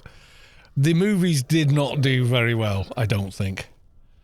So, yeah. It just wasn't the right time for them or whatever, but, that's okay. But I kind of feel like I'm sort of maybe done with superhero movies now. We got to Endgame after all the other movies tying together and everything else. And since then, I've enjoyed Loki season 1 and 2. I really enjoyed that. I really did. It felt very Men in Black meets my love for things like the Andromeda Strain from 1970. So it's always, I just really enjoyed it. But all the other stuff they've released since, like She-Hulk was kind of okay. It was a bit overtly self-referential and diminished Bruce Banner too much. It was like, oh, well, I'm constantly managing my rage and inner something because I'm a woman, which is probably true. But also, in her childhood and the makeup of her psyche, she didn't watch her father murder her mother. That's a pretty big difference. And they just made so light of that. It just felt silly. It felt glib. And a little too on the nose. For me, it was like, well, yeah, maybe yeah, women do suffer from that. I know, I'm married to one.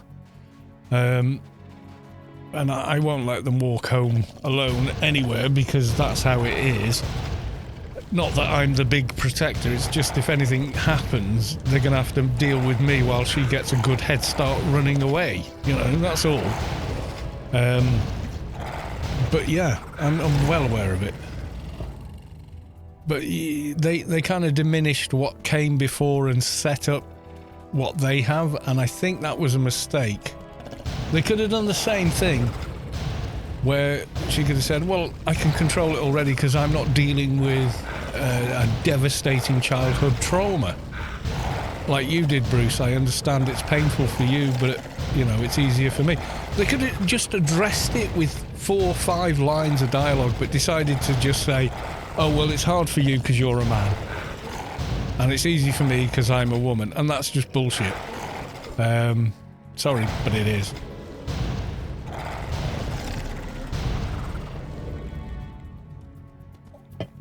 That's not true to the characters. And if you're not true to your characters, well, you've got nothing, have you?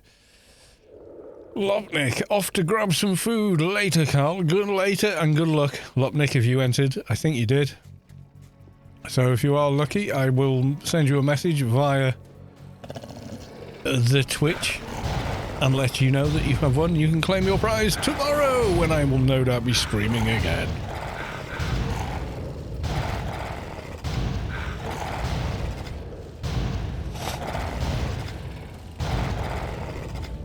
I mean, the original comics of She-Wolf were quite kind of light and more comedic than the original Hulk stuff. Okay, we've got a corpse in the ground. Can we get it? Can we get it? We can get it, but no doja for you.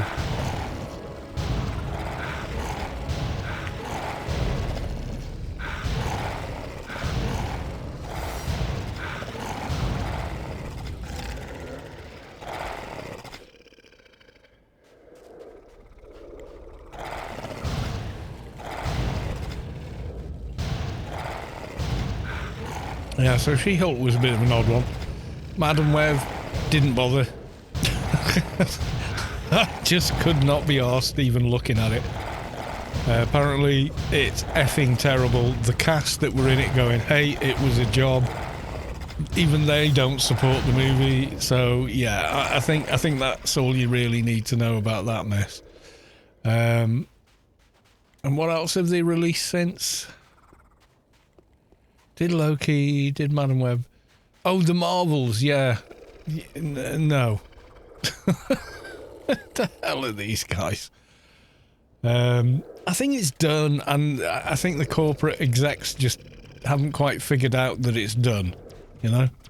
It's peaked, guys. The party's over, it's time to go home, and they're like, no, make more. We want more money. We want the big block, and it's just like, no, people are done with it now. We're watching Dune, Villeneuve. We're watching cinema again. We're not interested in this stuff anymore. You know, it's like, it was great. It was fun. It culminated, and we're kind of done with it. It is where the superhero thing is at. I don't think they can top what they did yet. Another 20 years or so, maybe they can, but I think right now, I don't think there's anywhere for them to go. because for each movie they try to sort of push it and push it and push it.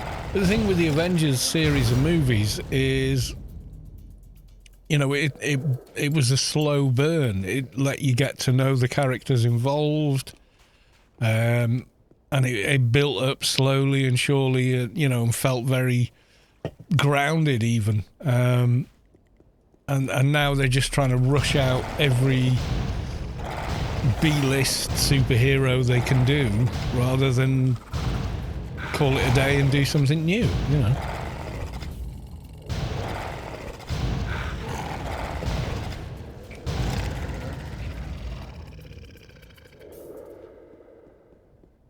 So yeah, since Endgame, there ain't much to talk about as far as superhero movies go. I think we're done with them. Then when did they start? Was it back in early 2000s with the Iron Man movie? Then what did we have next? I think we had Thor, which was good.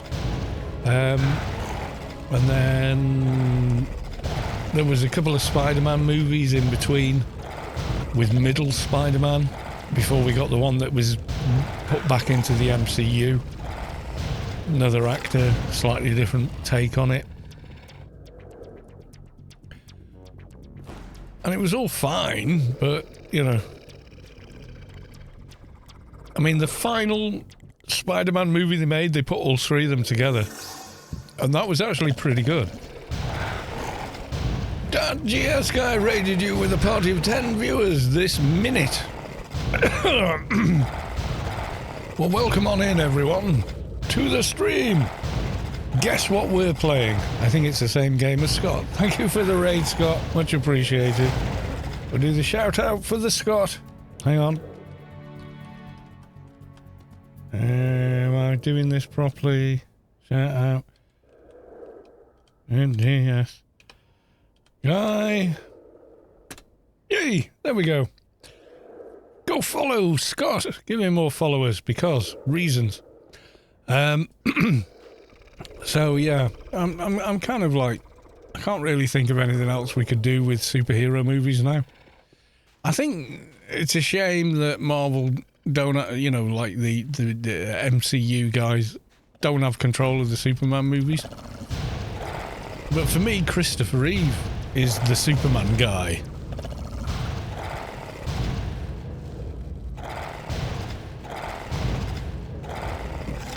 Yeah, like the Ant-Man stuff, I'm like, yeah, okay, but they're kind of a side character. They're not a thing. And then they try to do, and I hate the fucking multiverse crap. I really do.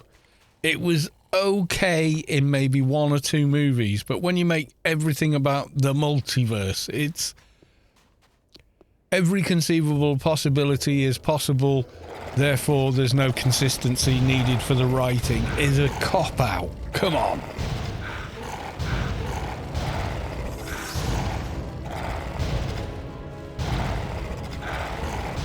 Did Marvel ever get the rights to the Hulk? So, well, I would like to see a refresh on that, you know? Because we had the amazing Lou Ferrigno in the 70s, and I love... he's my Hulk, and he always will be. Because I'm old, right? I'm old and he's the guy. Same as Christopher Reeve is Superman. Boy Scout Superman. Squeaky clean 1960s Superman, right? Or 1950s Superman. When Superman, like May 1939 or something? First issue. Jigsaw! Welcome to the stream. Yeah, so... and good luck with your Grace entry. It's an in-game Grace via GMI, so you do need a paid account that is active to access your prize.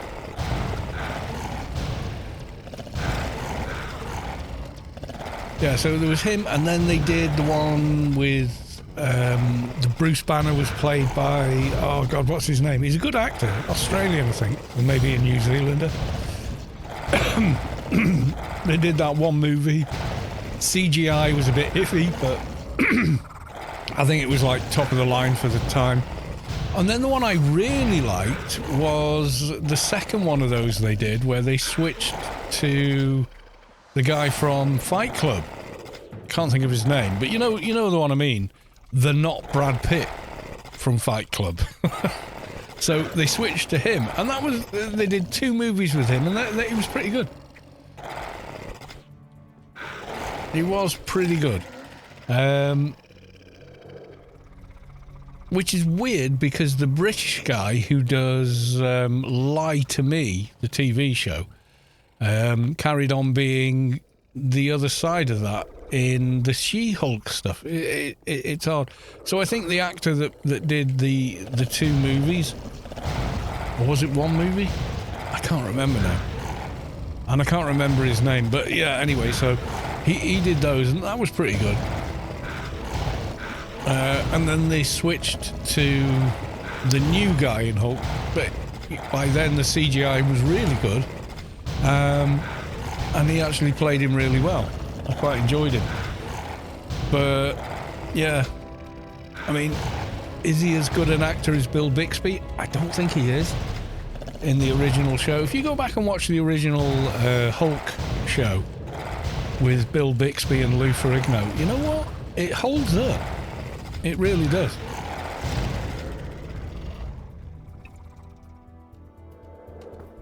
Edward Norton from Fight Club. Yeah, that's it. That's the guy's name. I thought he was really good. The Hulk looked, the CGI looked better. I was kind of slightly disappointed that they didn't use, a bodybuilder from today. Ed Norton, yeah, you're right, Zori, and Big Country, yeah, you're both right. I just couldn't think of the guy's name.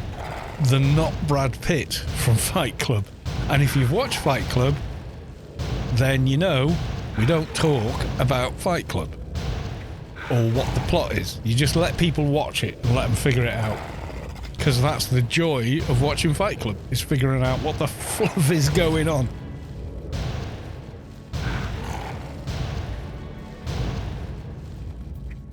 How he was on set, I've no idea.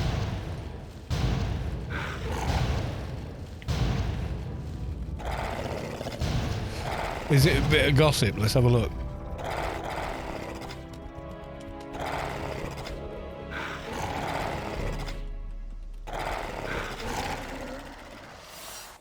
Why did Edward Norton stop playing up? Back in 2014, Edward Norton said that the reason he didn't return to play the Hulk was because he'd experimented and experienced everything he'd wanted to that kind of movie and didn't want to be tied down to the obligations that came with starring superhero movies. So he says, but... Oh, okay, need for an actor who embodies the creativity and collaboration and spirit of cast members. Oh, yeah, there's some bullshit going on there. Eventually, Norton was fired from the role and recast. Kevin Feige issued a statement shortly saying, our decision is definitely not one based on monetary factors, but instead rooted in the need for an actor who embodies the creativity and collaborate. Yeah, he wasn't playing ball, was he? I think, is the underlying tone. Yeah, he's like, I'm Ed effing Norton. Maybe. There was maybe a bit of that. Maybe there was a bit of a clash of personalities between him and Feige. I don't know.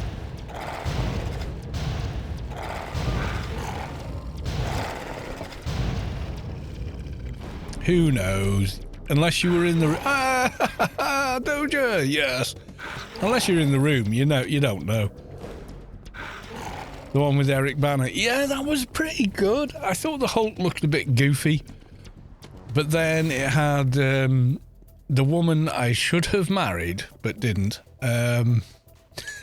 Because she married someone much richer and better looking than me. Oh, God, what's her name? I can't even remember her name. There you go. I totally want to marry her, but I don't know her name. I'm such a scuts. Oh, God, how many of this crap have I got up? Right. The Hulk. The face is good for the comics. That's Ed Norton's Hulk there. But Lou Ferrigno is the real deal for me because that's how big he effing was.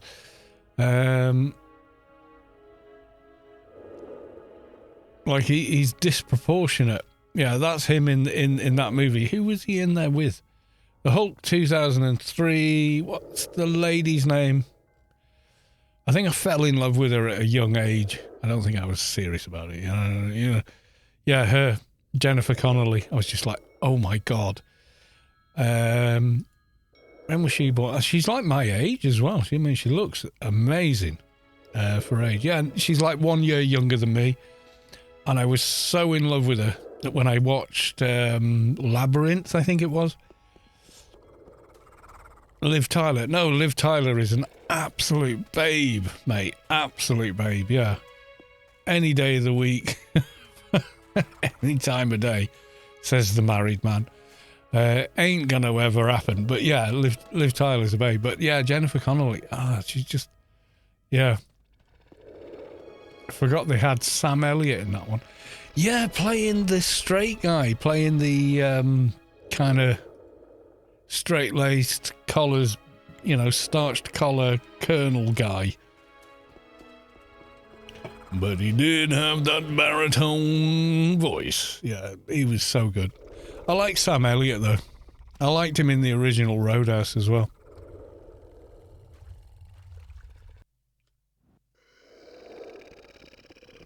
Yeah, Eric Manners done a lot of good stuff. He did an Australian tale about a criminal called Chopper, who would torture people with a pair of bolt cutters and literally cut their toes off in order to get what he wanted, and got out of a section of prison he didn't want to be in by cutting his own ears off. And this is a real story. I think it's called Chopper. But yeah, him in that, yeah, he's a serious character actor. He really is. He's scary as all F in that.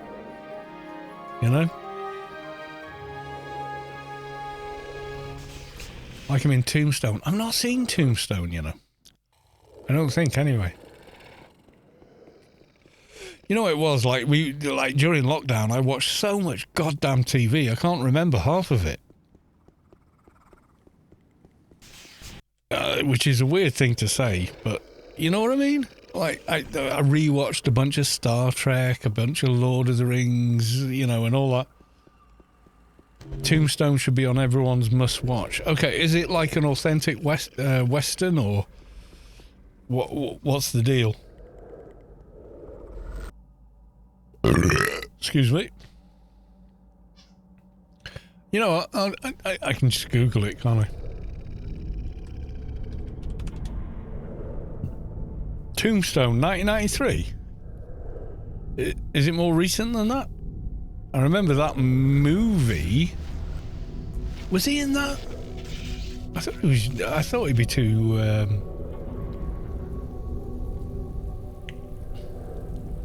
I have seen this movie, and I think it's Val Kilmer's Finest Hour.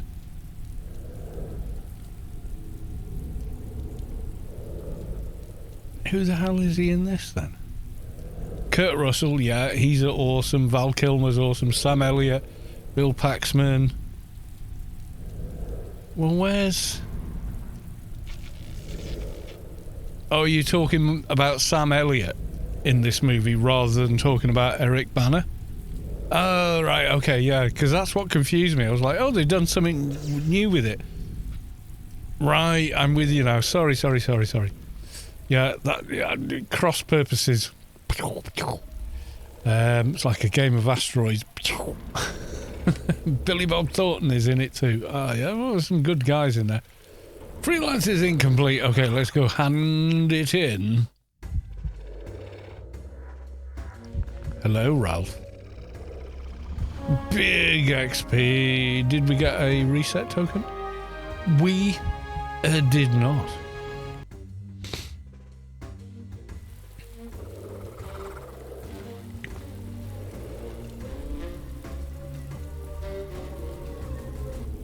Is anyone else slightly excited for the new Fallout series on Prime? Or is it just me?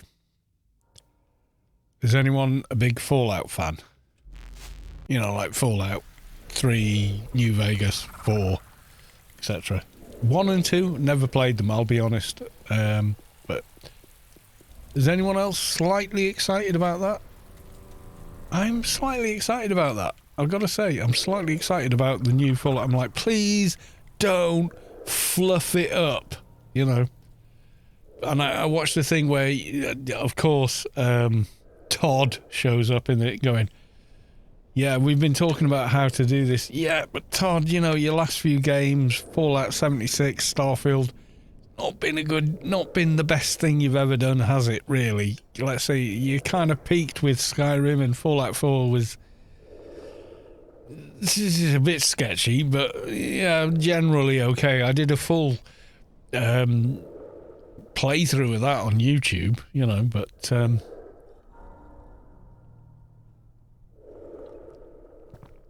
yeah, I don't know. It looks good, and the casting's good, because they've got a decent character actor to play a 200-year-old ghoul. It's going to be, yeah, there you go. Fallout 76. No thanks. I didn't even play it when they had a free weekend. I was like, no, just not a game I want to play. And that's fine. If you're into it, go for it, go play it. Who's in it? All right, we got to do. Yeah, because one of the actors, Walter Goggins as the ghoul in it. Kyle MacLachlan as the overseer. That's good casting. That's really good casting. Because he has that little about him, you know, that would make sense for someone who's been around for 200 years. Do you know what I mean? Just kind of, yeah. I got a kind of, from Fallout 4, he was a companion option, oh God, Hancock. Was he called Hancock in it? I think he was called Hancock in it.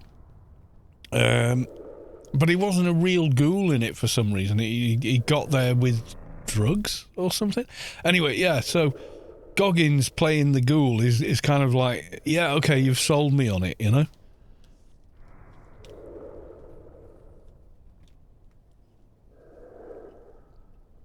Right, I shall be back. I'm getting a beer.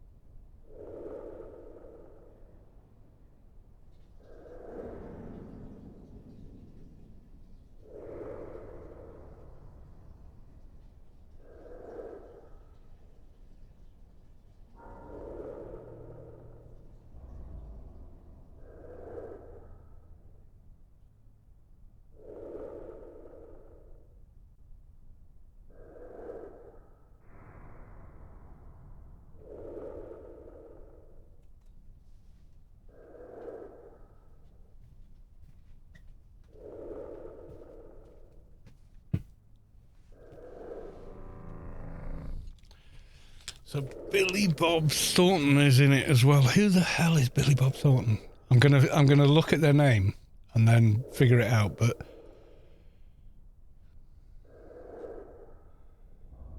hang on, Billy Bob Thornton.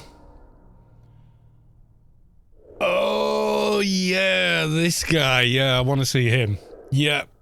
Bad Santa in... oh, God, he's been in loads of stuff.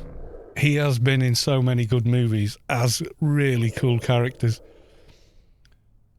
What's he been in?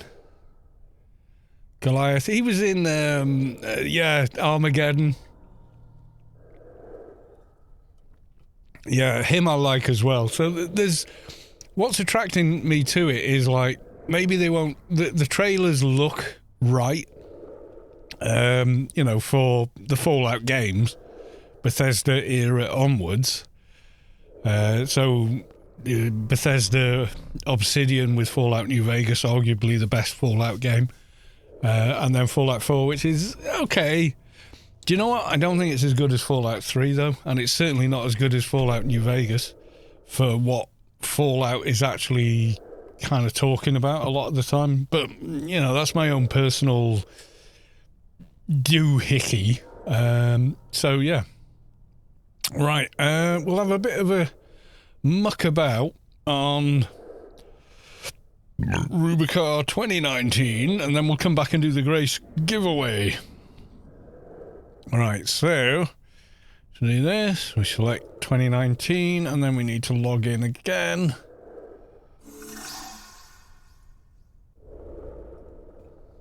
Visualing, what was the video? Mr. Mad Chugs followed. Oh, thank you very much for the follow. Welcome on in. Oh no. Oh yeah, I am no woman. That's the character we made.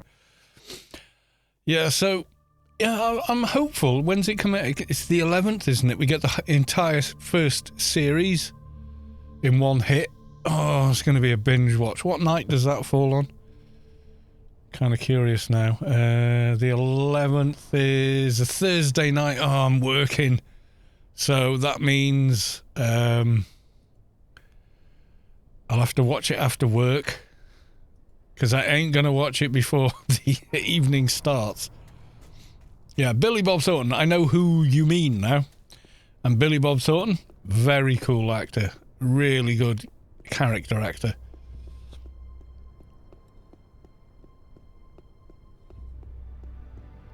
Alright, so this is a Gimpy level 42. 42? Enforcer with very little to say about themselves, but they do have a green sword of Win, which is a ridiculously overpowered weapon that is only available on the 2019 server and was only available via Arc. So they are in quite limited supply. Oh, I've got the grid. I need to make space. So let's put some stuff away. I'm not sure I've got enough complit to do the grid, but we'll see.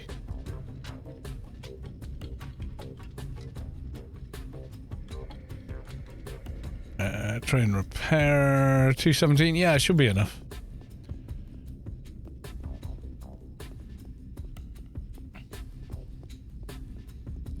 Elite daily is going to be Temple, which we can do with this sword and the buffs we've got running.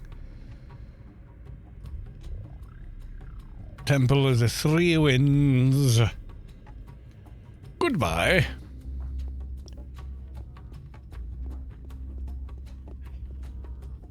Yeah, so I'm a little bit excited for that series. But I was really excited for Fallout 4. And I was really excited for Starfield, and Starfield was, I'm going to say, you know, I'm going to be cruel here and say I played it, I did a few new game pluses through it, and to me, it wasn't my analogy. I didn't come up with it first, but I think it's the best analogy that works for the game. Is Starfield is a 6-foot pizza with a 12-inch topping. That's Starfield. Do you know what I mean? So you got a lot of bread and the topping's all in the middle. And once you're through that 12 inches of topping, you realise it ain't a lot of shit to do. It's a lot of nothing, you know?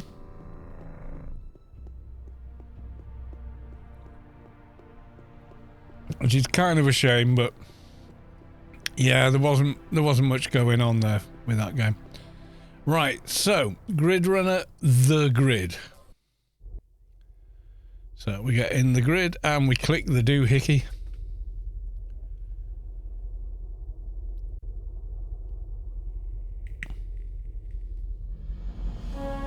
Yeah, the first one I did, I thought, oh, this is kind of cool because I've now got, you know, whatever.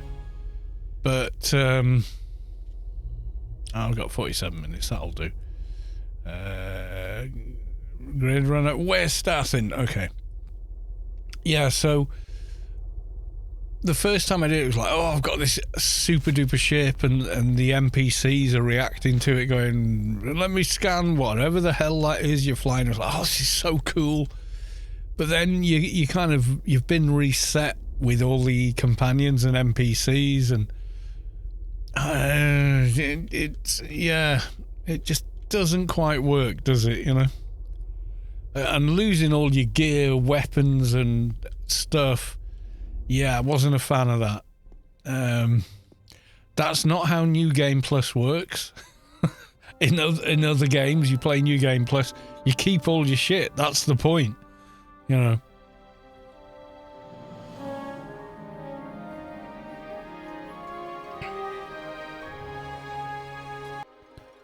You're like, you have an OP playthrough because you've got all the good shit already, you know.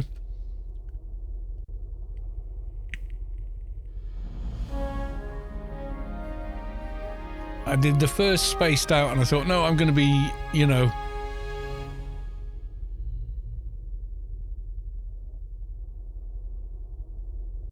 ICC, okay. I'm going to be honest with my companions. I owe them that. So I told them I'm starborn, blah, blah, blah, blah, blah.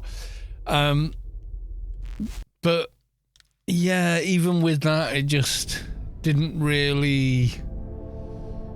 it just didn't really work. It was a massive idea with very little game in it, you know. Like I say, the 12-inch topping on the 6-foot pizza, it just did not quite work. Yeah, when the tools come out, it could get more interesting because people can build custom worlds. And like, there was a lot of holes in the game, like the, you know, the area map. There was nothing on it. It was just dots and 900 meters of nothing to look at, and some obscure cave with nothing of any interest in it, or the same exact generic crap in it that the last cave had 3 or 4 planets ago, you know. And it just, yeah, it was not great. And I think the initial reviews were all quite positive because people were like still eating their way through the 12 inches of topping. But after a month or so, once they got through all that topping, they realised this is a big bag of nothing here. And yeah, they went, you know what, it's not that good. It's just not. Which is a shame because it was so long in development.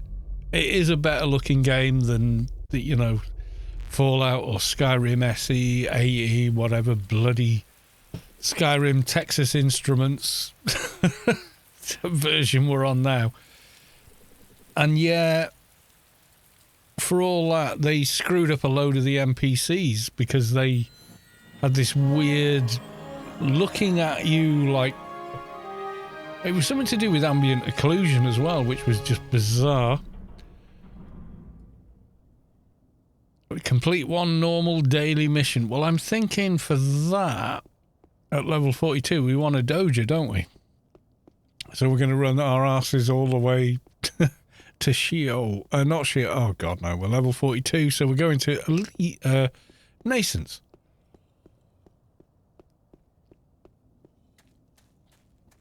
Well, the guy who made Skyrim Together was working at making Starfield Together. And then abandoned the project about 10% of the way in, and to quote, or misquote, they said something along the lines of, there's not enough game there for that to be worth it. And they just abandoned the mod. You know, said, sorry, you know, I'm just not going to do it because there's just not enough of a game there to make it worthwhile. Which is kind of, oof, you know, that's pretty rough.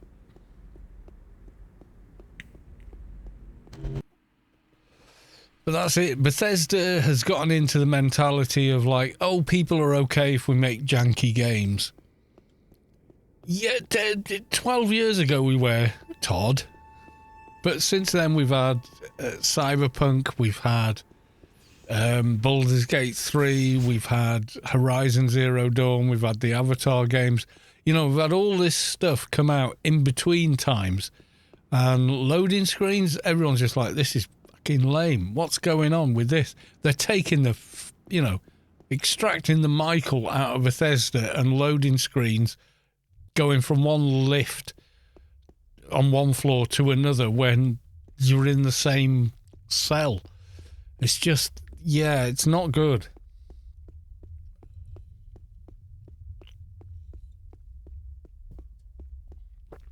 Did I enjoy playing the main quest and side quests? So I did. The main quest, romanced Andraja, because Andraja, right? I did the one with the Terramorph quest, and I did the join the Crimson Fleet quest, and that was about it. And that was good. That was good stuff. It was interesting. It was fun to play.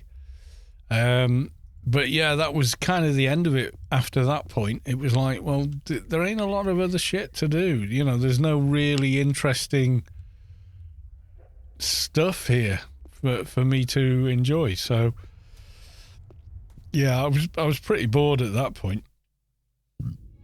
I mean, I played it for that first month, and then yeah, I was kind of done. There was nothing making me want to carry on playing. The old Frontier Outskirts I want. Andraja is the only... Yeah, there was Sarah. Is it her name, Sarah? But she's such a goody two-shoes.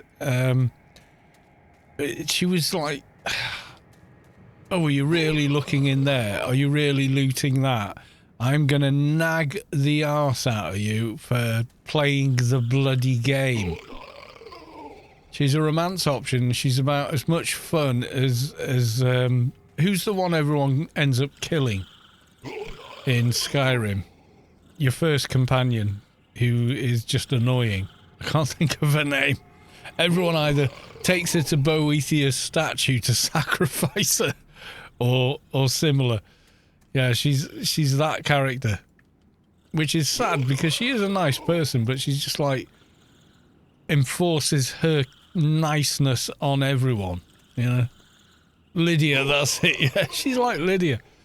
Andraja is actually interesting and fun, with a bit of a dark past, and you know, arguably the best designed character.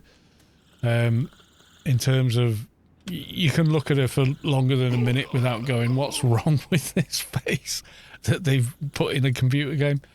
You know, which is a weird thing to say, but you know what I mean. But then you put it up against games that came out before it, and people go, "Oh, yeah, but Cyberpunk is a mess." You know, fucking mate, you're 4 years out of date. It's a fucking masterpiece now. What are you talking about? Yeah, it was released too early. Whatever. It had issues. It didn't run on old hardware because your old hardware is crap and you need to upgrade it. You know. And, you know, they should have been clearer about that and not released it for PS4 and Xbox bloody 360 or whatever the hell it was on that it didn't run well on.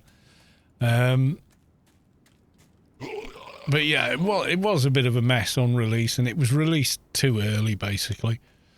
But now, after everything they've done with it and the improvements they've just carried on making, I'm not saying it's not as big a redemption arc as like No Man's Sky turned out to be in the end, but it's a vastly better game than was ever released. When people still, like Kotaku, who I think have imploded, were doing journalistic pieces about it, like in 2024, or 2023 after it was redone, like seriously redone, was still releasing the same tired, boring, infactual articles copy and pasted from like 2020 about the game. I was just like, oh, for fuck's sake, no one respects what you're saying, because it's, yeah. The rework of Cyberpunk, the skills and combat systems, the whole world's the same. But at the core of the game, when it released, I always thought, this game is fucking amazing. You know, the world building, the characters, the dialogue, the storylines. Yeah, there's just so much going on here. That, yeah, at its core, it was a fantastic game with technical issues, which that's fine because you can fix technical issues. The problem with Starfield is it launched with very few technical issues, but it had core issues, which is a bigger problem to fix, you know.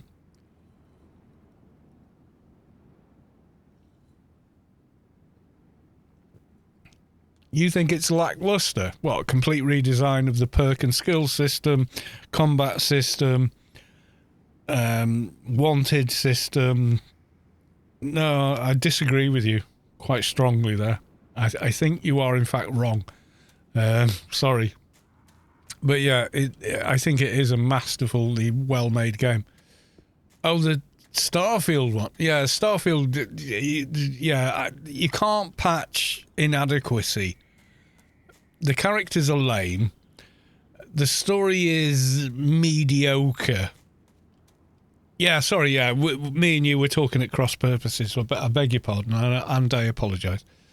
Yeah, so the Cyberpunk patches have been, we've fixed this, we've done that, we've made the skill system work differently. It's like this now. Weapons do this, and this does this. And it's like, oh, shit. You know, it's like a whole new bloody bag of toys. You know, it's just like, it's awesome. And they've done it in such a way that if you log in your old save game, or you load up your old save game, one of the characters in the game goes, hey, there's this new cyberware that's come out, and gives you the ability to completely reset your character.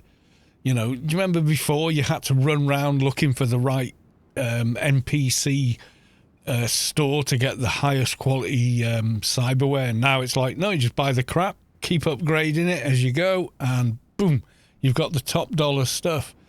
You know, they made it so much better with that. And then like every Cyberdoc's got the same gear to sell you. They just really did make it into something completely different. The vehicle control and driving is like a bazillion times better than it was on launch. I've got a video and it's like 7 hours long called Cyberpunk 2077 Potato Mode, because I ran it on an old 4-core 8-thread CPU, 3000 series Intel, with a GTX 980. So you can imagine how shit the performance was on that for this game. And now I'm playing it on a 13th gen i7, 13700K, whatever, and a 4080. And it's like, it looks so good. It's like, goddamn, you know, I got reconstruction, I got frame gen, and it runs butter smooth. It doesn't glitch. It's just, Whereas the Starfield patches that I've seen are like, oh, you added what we modded already with the frame gen and DLSS. Oh dear, yeah. The Starfield patches have just been, the technical ones are like, why wasn't that there at the beginning? Come on.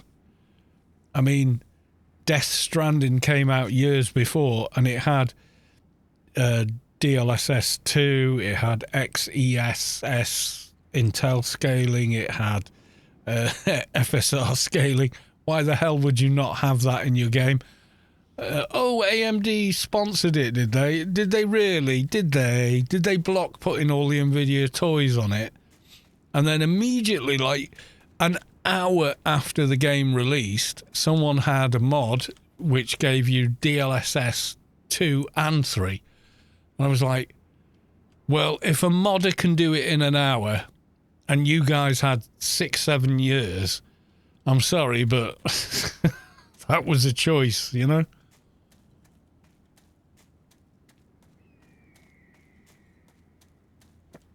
And then there was a big hubbub with the modder going, yeah, you can have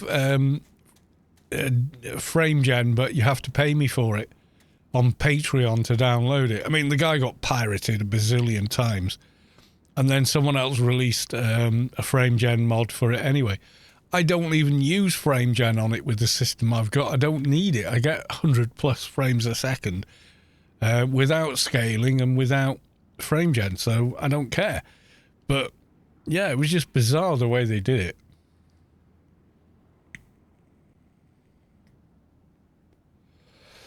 And the biggest problems with the game are not related to technical issues, because technically it works okay. I mean, compared to most Bethesda releases, it was the least glitchy kind of Bethesda game where, you know, NPCs did weird things. You still had, like, I used the console in the first 6 hours of the game,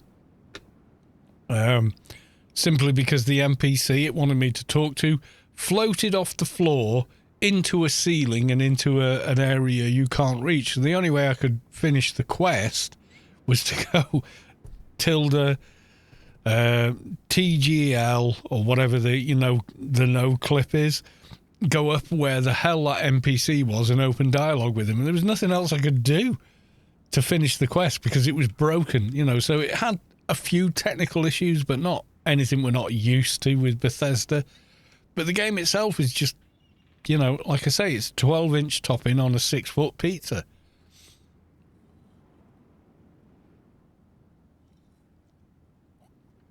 Yeah, and the economy in the game is completely... They completely fixed the economy in Cyberpunk. I mean, completely fixed it. As in, you can buy every car and apartment and a bunch of, like, Uber cyberware just by playing the game. Quite easily.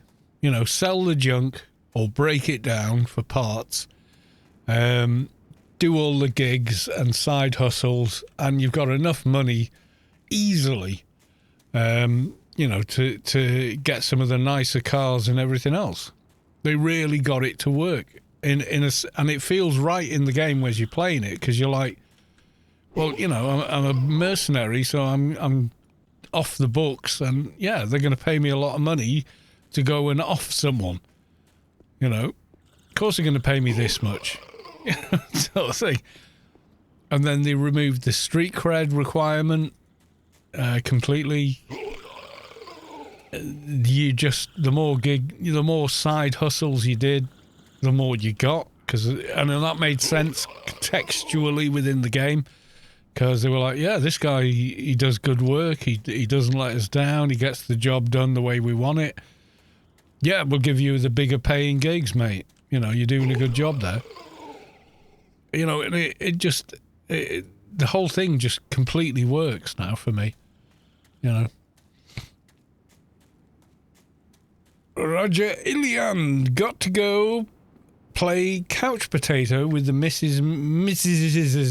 Thanks for the stream. You're very welcome, dude. Enjoy your chill time with your better half. And don't lie, she is. Because they always are.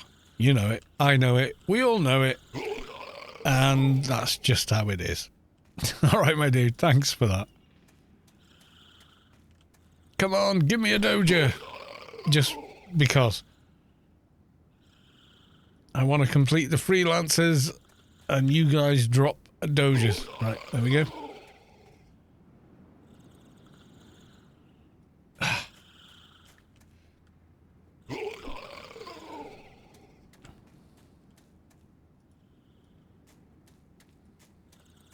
Do you know what? I started watching and I completely missed it when it came out and it's on Netflix, so easy one to watch. Is Monk. It's like a detective kind of a show, but also a lot more than that. It's really good. It's really fun to watch. It's not disrespectful to your intelligence or the kind of conditions they're talking about in it. There's a detective, okay?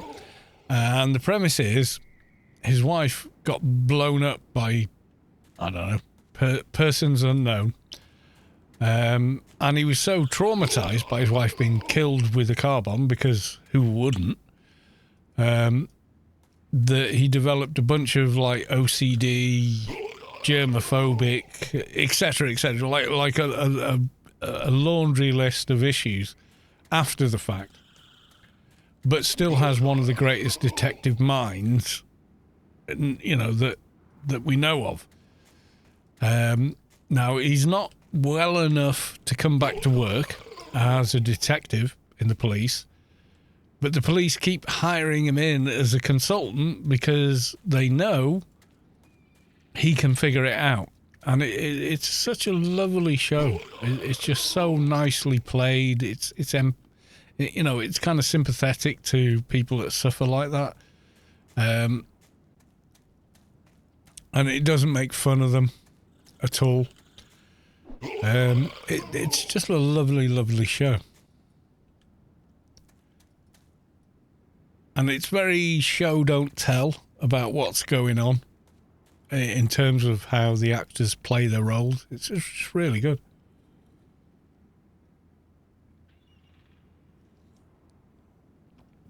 Now, the guy who plays Monk, the last thing I ever saw him in, before Monk, and I'm sure he's been in a bazillion other shows, but you know, sorry I missed them. We're in the UK, we don't get the same TV and whatnot. Was Galaxy Quest, and he played the actor who was playing an engineer that ends up with one of the alien dudes, you know, with a "You are the to me," do the tonal exercise speaking, and left leg, left arm, you know, like they walk all out of sync. Thermians, I think they were called, maybe. I don't know, I probably got it wrong. I watched that movie a lot. I enjoy it a lot. He's the one that ends up with the cute alien lady, the cute alien Thermian. And they're having a big kissing session, and like the tentacles come out because that's what they really look like. And he just goes, you know what? I'm just going to go with it. And then the sidekick guy's behind him, and he goes, oh, that's not right. That's who plays Monk. And he's a brilliant character actor. He just is. You can see the scene in your minds, can't you? You can see it. It's such a good movie, that I love it. I think Galaxy Quest is probably the best Star Wars movie ever made. Star Trek movie ever made. Honestly, I mean, there's The Voyage Home, and then there's Galaxy Quest, and I just love it. It's totally not Star Trek. It's Galaxy Quest, but it's totally Star Trek. It's just so good. Yeah, that was him. Hang on. Let's get.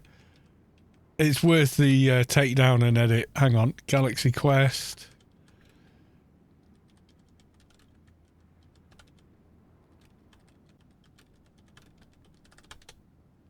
Yeah, I'm going to play it. I'll have to take it out of the show. It's the simple things in life you treasure.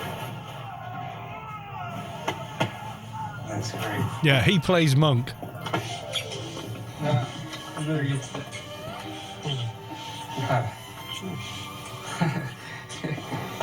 Hey, get a room, guys. Whoa! Hey, Fred. Hey, Fred. Oh, that's not right. No. Yeah, you remember the scene now? Yeah. Star Trek parody. It's a parody of Star Trek fans. It's a parody of the actors in the original Star Trek. It's beautifully made, incredibly well played. Just watch it. Just honestly, just watch it. Make your own mind up about it. But if you're a fan of Star Trek, you know what? You're going to love it. You're going to laugh at the in-jokes and all the rest of it. It really is like... yeah, so they're the cast of a TV show called Galaxy Quest, okay? And they're older actors now. The show isn't on air anymore. They do the convention circuit. They're all a bit cynical about it all. You know, that's the setup. The guy who used to be the Kirk character is especially so. You know, he's drinking in the day. He's not in a good place. And then he's contacted by what turns out to be real aliens. But he doesn't know that. He thinks, you know, they're just a bunch of fans that dress up and all the rest of it. So he's like, yeah, okay, kids. Yeah, I'll do it. Here's the fee, etc., etc. But it turns out, no, they're real aliens who watched the original show and thought they were a documentary. They thought it was all real. They didn't realise that it's TV and we lie and BS in the human race for the sake of entertainment. That's the setup. And it's so well told. It's so well paced. Just honestly, just watch that movie if you get the chance. What's that? Unflexed. Luke, please. Okay, dude. Well, good luck with your entry.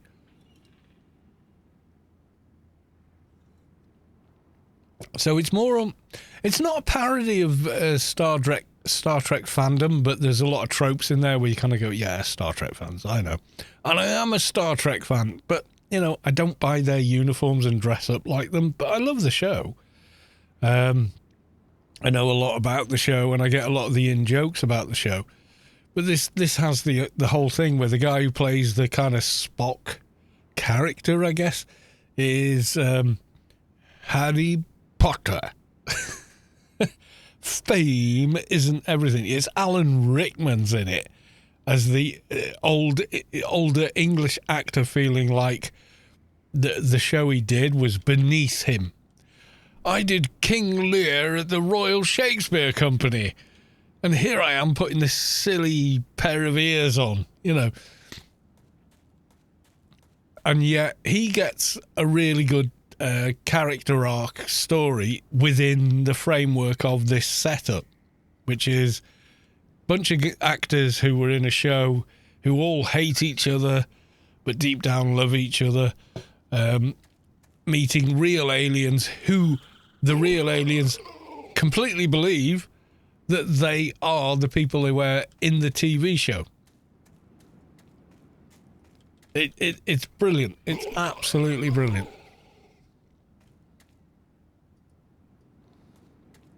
You know, and they're answering to their own consciousness or consciences with like, yeah, but it's TV, it's made up, it's not real, we're acting. Don't you have acting on your world? No, what is acting? They've no idea that it isn't the truth. And the basic story arc is they end up becoming the characters they are in the show. It was always in them. It's a lovely, lovely story. It really is. It's heartwarming. I think Alan Rickman's arc, more than anyone else's, is the best. But there's a lot of good stuff in the movie. I could quote lines, memes, and whatnot from it for hours on end and not run out. They crammed so much into it.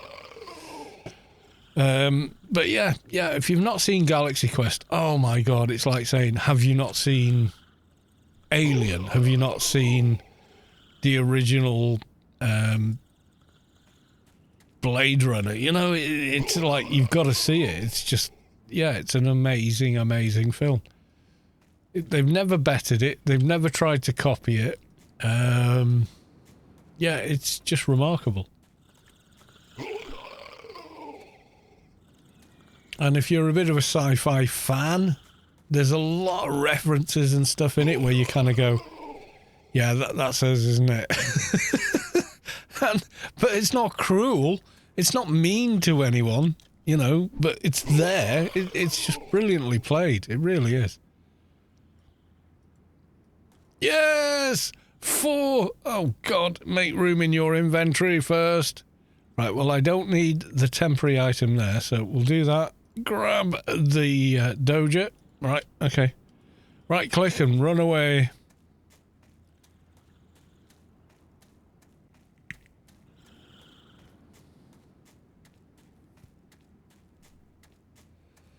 Right, I should be able to get back. Can I equip the 5 slot yet? No. What am I wearing now? Okay, I've got the 3 slot. Oh, actually, no, the quick way back is jump off the side, isn't it? Of course it is. Complete, where are we at? Oh, yeah, we'll do that here if I can juggle the space.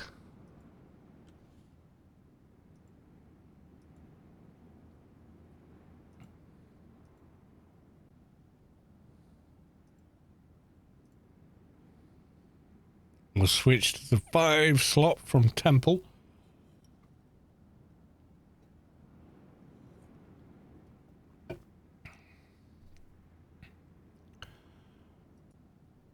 Which does take a while. It's a slow equip belt. Yes, Galaxy Quest. If you've never seen it, I massively recommend it.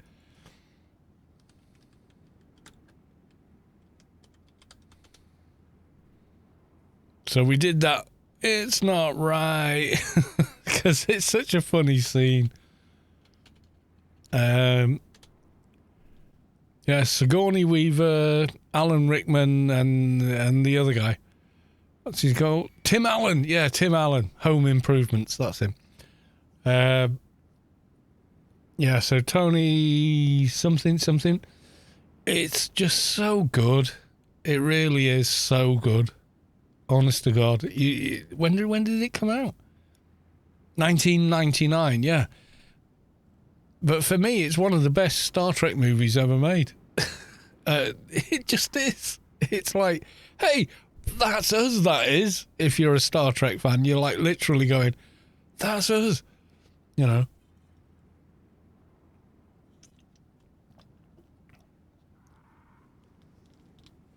You know, they just cover a lot of the fandom tropes, the story. Honestly, it's just incredibly well put together, well written. There's even a documentary about how it was so successful called, yeah, there it is, Never Surrender. Yeah. The documentary about it, if you watch it after you've watched the movie, yeah, you're going to be like, yeah, that's the truth there. It's just really, really good. Is, you know, end of the day, it's one of my favourite all-time movies. You know, if you had to have a selection of movies that you never give up, never say, by Gragnok's hammer, you will be avenged. That line by Alan Rickman, every time I see it, and no matter how many times I see it, I get a bit of a, oh, no, I'm okay. Who's cutting onions? Honest to God, I get such a strong emotional response to it. And that's the strength of Alan Rickman's performance, I think. And also the script as well, with the setup to it is so good. But yeah, I mean, you've got to watch it. Honest to God, you've got to watch it. It's just like, you've never seen Jaws, you've got to watch it. You know, it's that kind of film. Anyway, I'll be back in a minute.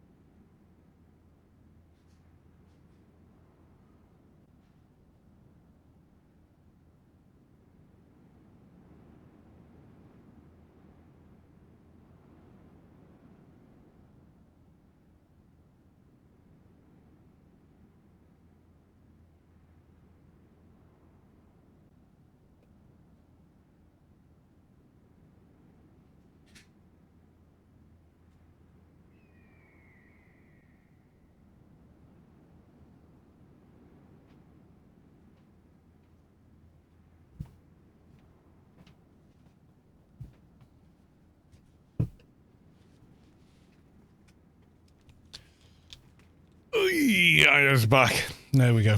Right, sorry about that, guys. Just grabbing another beer. Right, okay, so we're going to run back, hand in the Doja, hand in the Freelancers Inc., which should complete. And once that's done, then we'll do the actual giveaway. Yay! Hello, darkness, my old friend. I've come to talk with you again.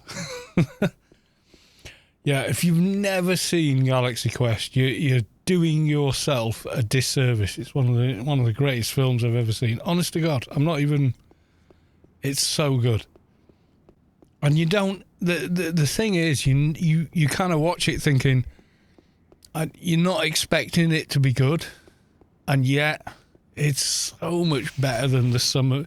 It's like if you look at all the parts of the movie, it's okay. You look at the actors in it, you go, hey, there's some good actors in this. But then when you actually watch it, you're like, it's so much more than the sum of its parts. Somehow it's magical. They never made a sequel. They never tried to sort of like chase after it or whatever, like they probably would today. It has a beginning, middle, and an end, and it absolutely works, you know? So, yeah. Freelancers Inc. is complete. Oh my God. So we're going to hand in Freelancers, get a rebuff, and then head for the temple and just have a bit of lols, and then we're going to call it, I think. Yeah, we're coming on 3 hours. What time? 11 o'clock. Yeah, we're getting there.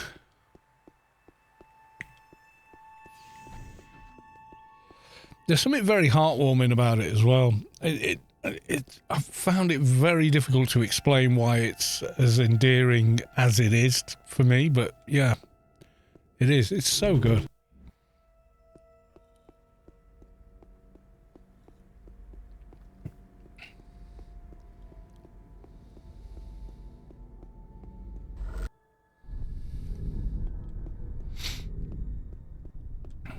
Well, actually, I should have just gone straight to ICC, actually, now I think about it.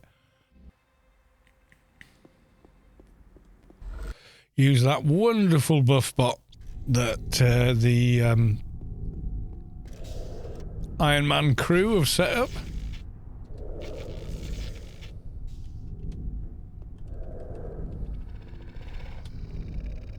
Oh, yeah.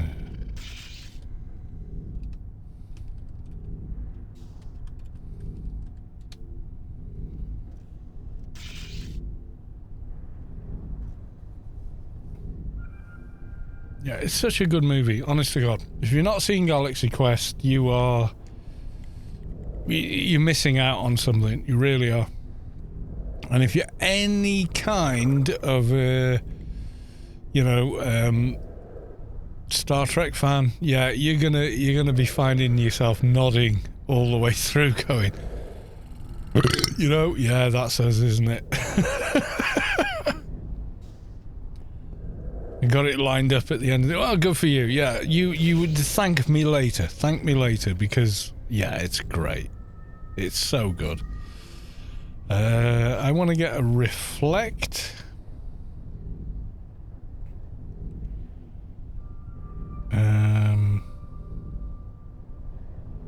Yeah, RRFE.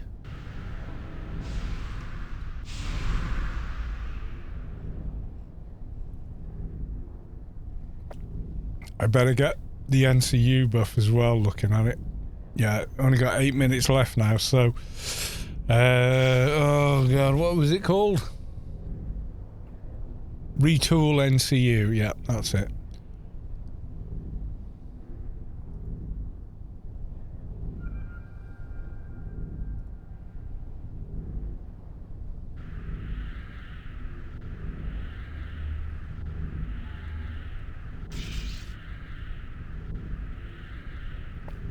Yeah, if you're a Star Trek, science fiction, TV of any kind fan, you'll watch it and just sort of be nodding the whole way through. At the beginning, go, yeah, that's us, isn't it? It kind of does feel that way. Okay, so we got Hack and Quack, we got Reflect, we got generic buffs. That's going to do for the buff bot. Then I'm going to have to do my own buffs, which are limited because, you know, Enforcer. Right, let's head to the Temple of the Three Winds.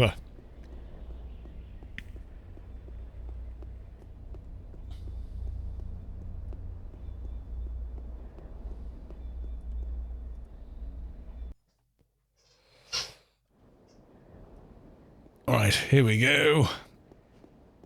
And I'm going to do light. I think Hive has the light function. Light. Yeah, guide for light settings. We've set to Rubicar light. It's not quite so gloomy. There we go. On stream. That's better, isn't it? Kind of see what's going on now.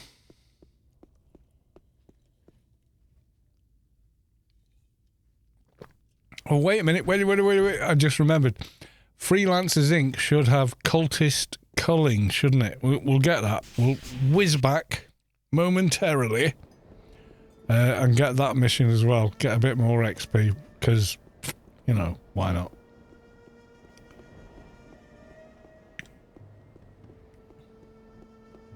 Did you ever watch the movie Rat Race? I'm not sure if I have or I haven't, is the honest answer to that one.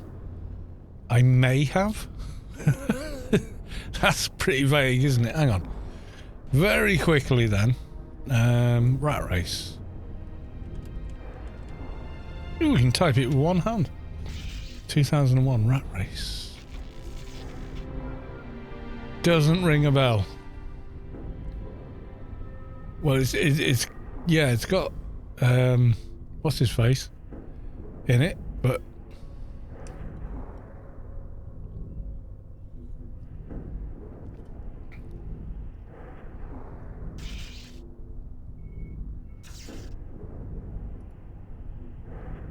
is that?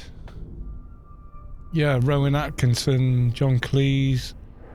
I've not seen it. No, I've never seen that. It doesn't ring a bell. It could be really good. I don't know.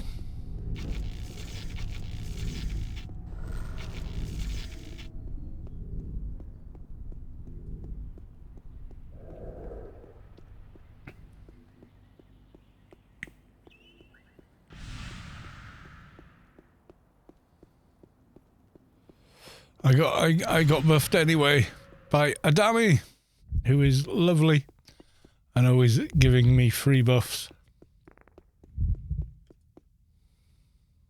Temple of Three Winds, cultist culling, that should be.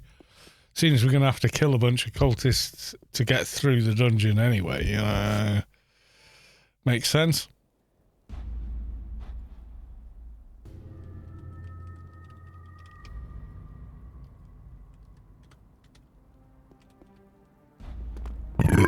Right, okay, where, oh god, I've lost, where's the dude, oh there it is.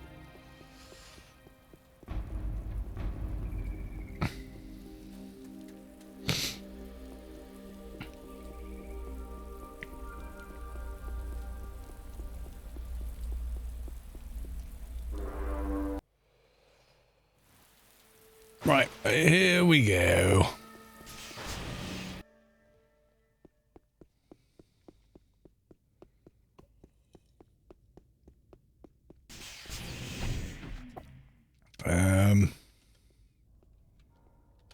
Do the light command again. See, a lot more illuminated now, isn't it? Okay, 1 cultist. 2 cultists. And you with the pistol and the nuke.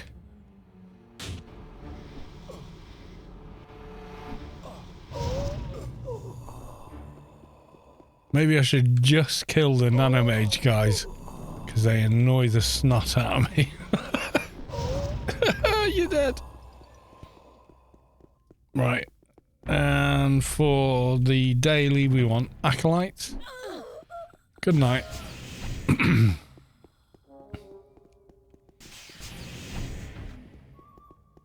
not sure how many cultists you've actually got to deal with, but let's get to some ones that are at least green so we get the XP for the kill.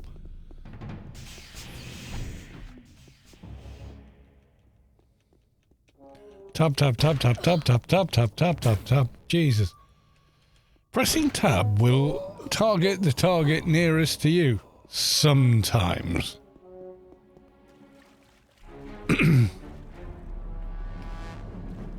Liliana Faye. Loot, please. Good luck.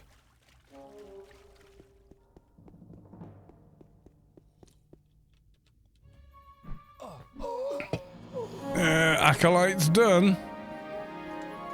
Starting on the faithfuls.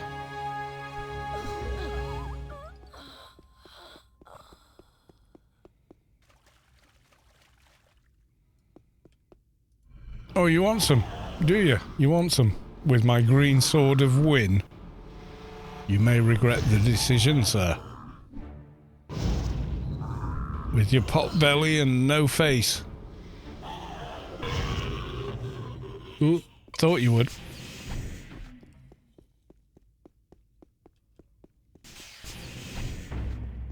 Yeah, Rat Race, I've never seen it. I'll give it a go, though.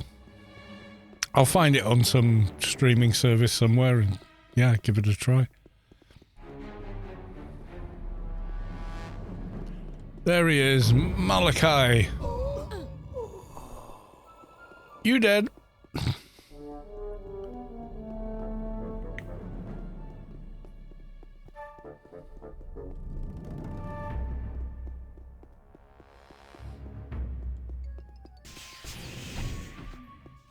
And then we'll go down the left side or the right side, depending on how you think about it.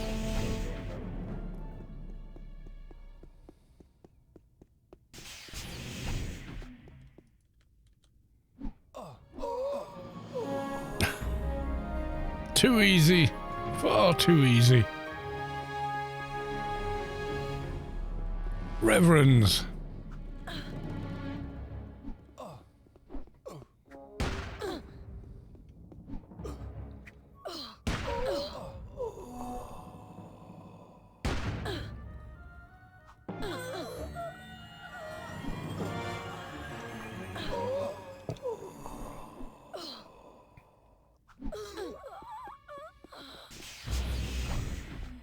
We need more reverends.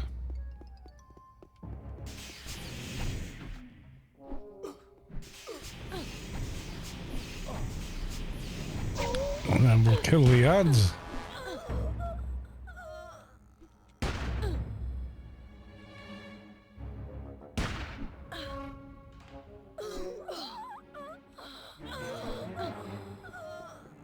Especially you two.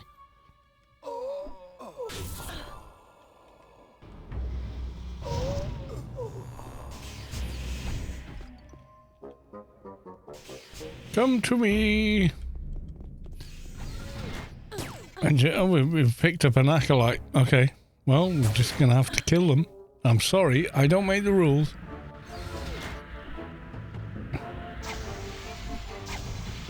Right, acolyte field. You dead. Okay, let's go for Guardian of Tomorrow kill.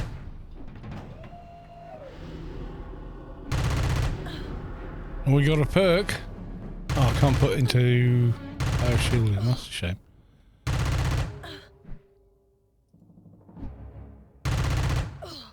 Okay, we can do heavy infantry. It's going to be a bit more AR. Bioshielding we can't do, so...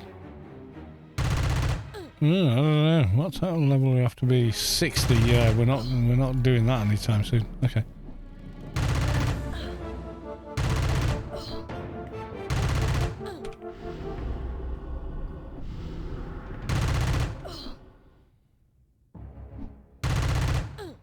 Giving me some trouble, this guy, even with Reflect.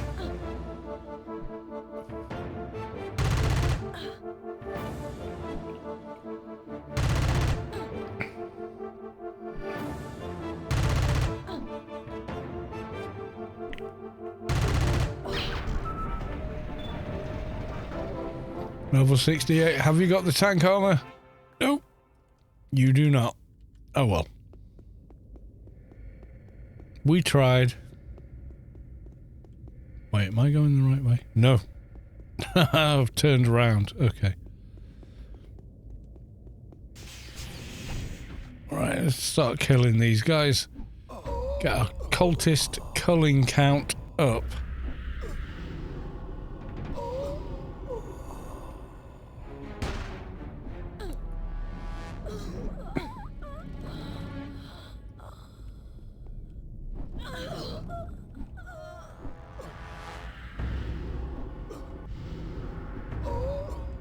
Do the Reverend.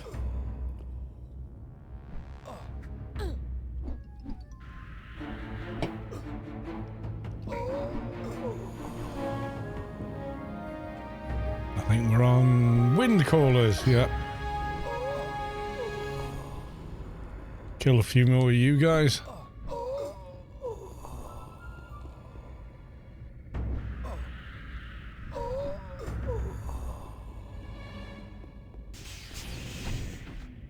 Okay, we're going to do the doorkeeper in a moment.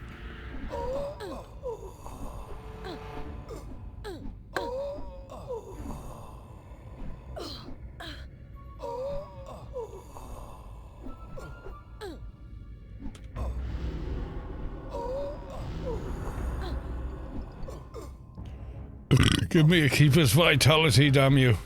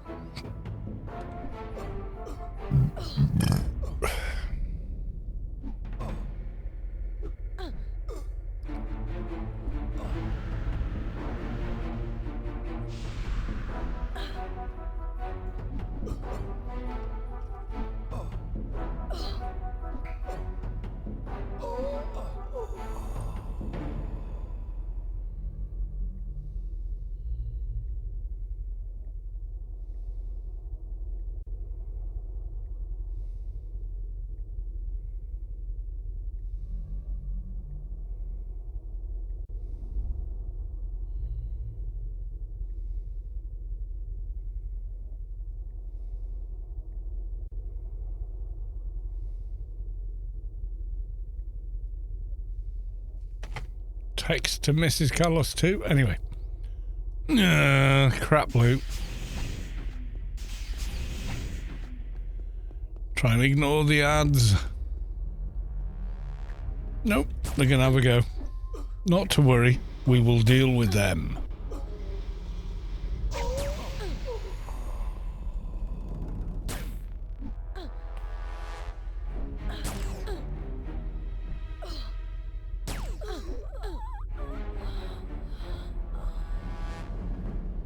Right, wind caller number 1.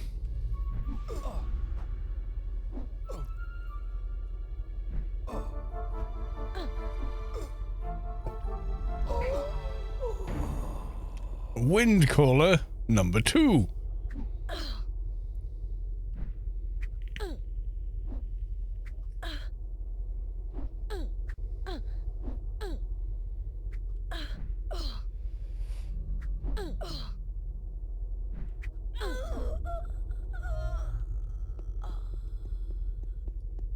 Right, we could go to the middle room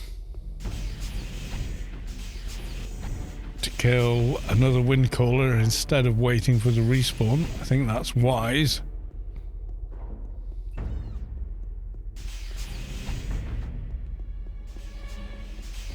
Let's see how we do. We've got all the run speed because we've got grid space.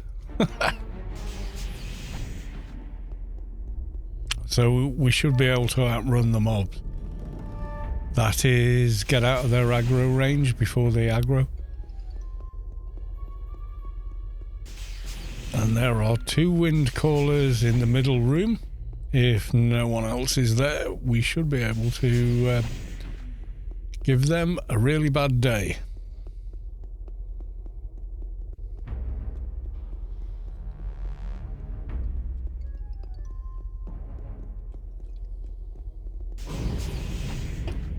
Oh, trying to play and drink is not good. Right, okay, we can just run in and grab a wind caller and leave. That's the plan.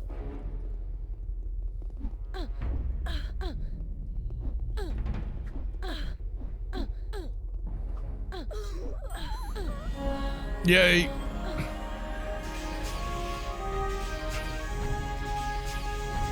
Oh, wrong door.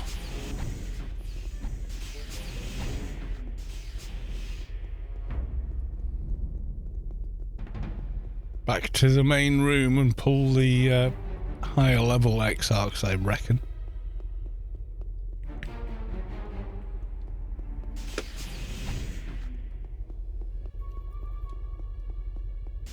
Kill 30. Well, I don't think we've done 30 yet.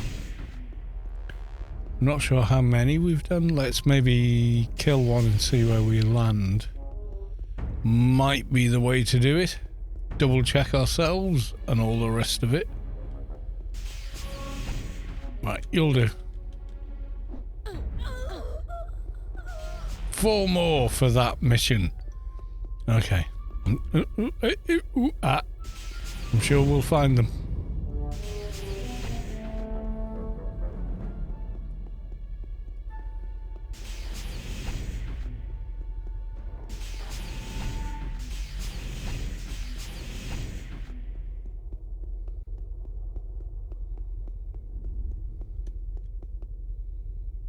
Okay, nobody following. There's Muriel the Faithful.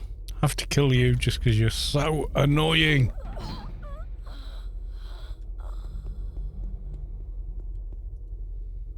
Right, cultist. Exarch. Oh, I got 2. Uh-oh. Spaghetti-o. I think we'll be alright though.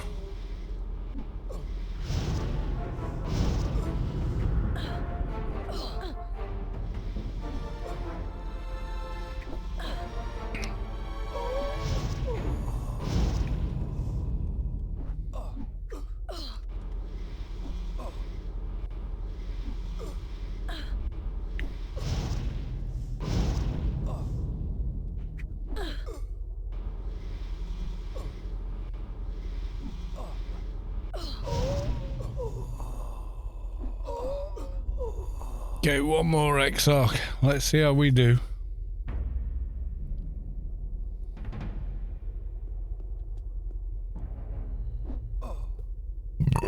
Excuse me.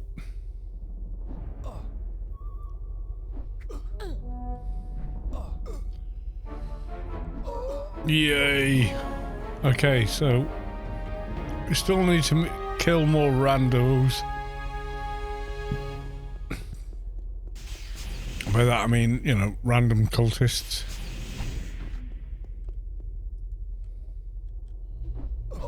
But I do not know how many. 3 more.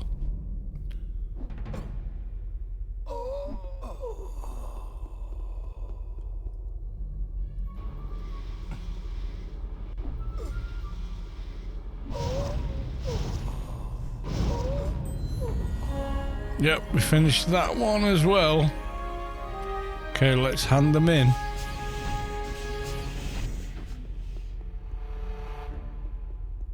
Freelance is complete.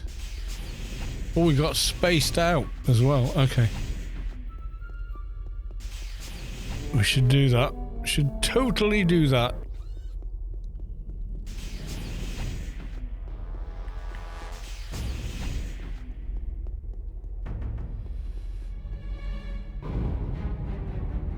Yeah, near Newland, okay. We can do it.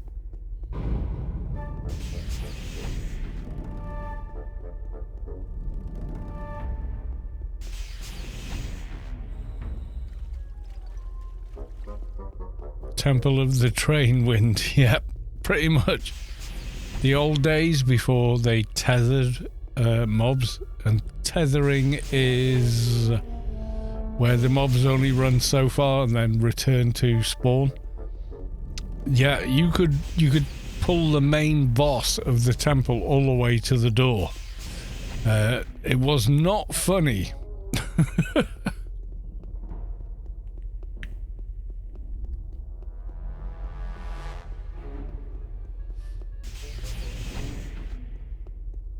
Well, actually, it was pretty funny, but, you know, not in a good way.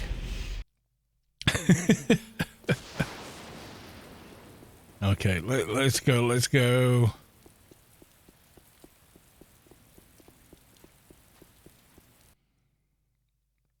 Spaced out. Then we go hand them all in.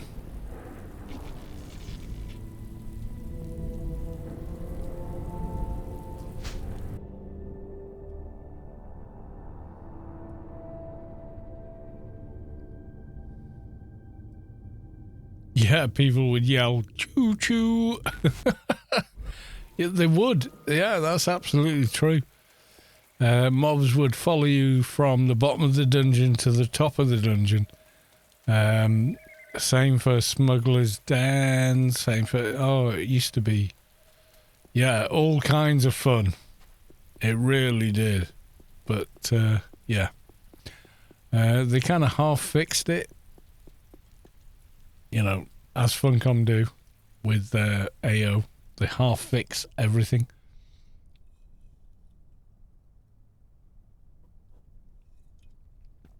Oh, there's an exploit where you can enter that door in Borealis and get to the bottom of Smuggler's Den. As long as you're in flight in a vehicle or parrot, then you're good. And instead of removing it, they just made it canon, basically.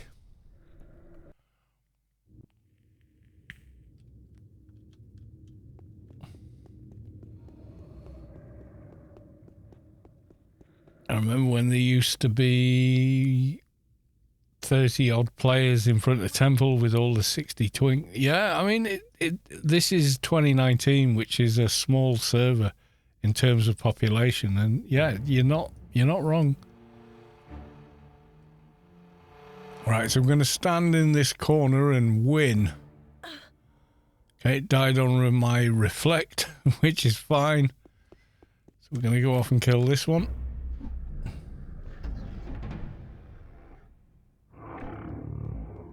Okay, we're going to get the medic next.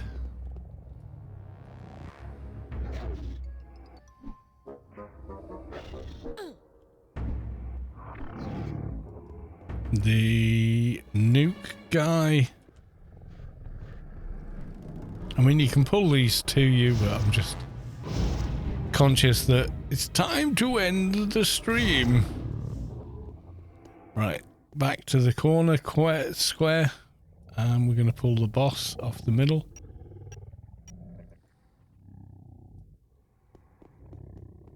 Yeah, that's you. So we're going to stand here. We're going to pull you over to the corner, away from all the other mobs.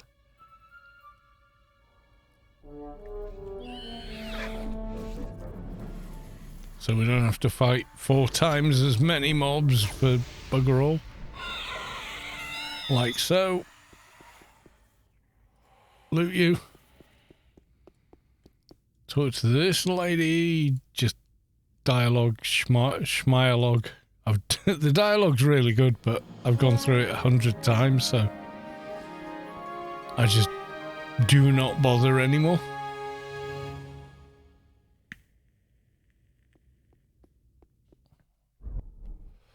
There we go. Mission done. Time to run away. Okay, so we're going to hand in the freelancers. We're going to return to the alien agency, etc.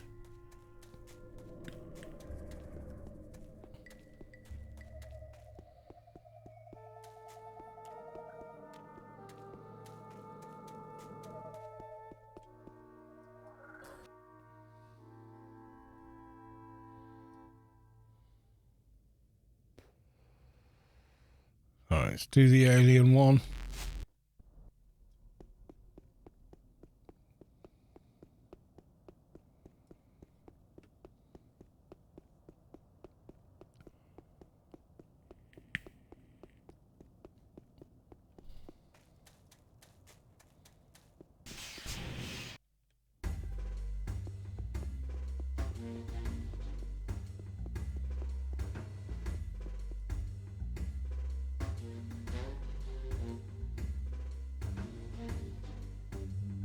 Okay, we're waiting on... Oh, there we go. Mission complete. Goodbye. Oh, it's nearly a whole level. But now we have all the others are auto handed in, like Cultist Culling and the Elite Daily. So now we go back to ICC, hand in the freelancers, and it's time to do the Grace giveaway.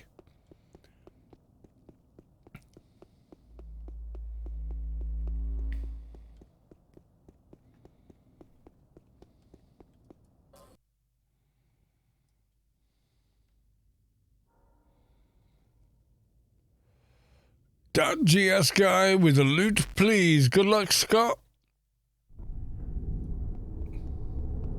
In-game Grace for the win. Yep, so if you wanted to win 143 billion credits was the the current price on GMI, now is your chance. Right, handing in and another ding. Yeah, I think all of these are done. Right, okay.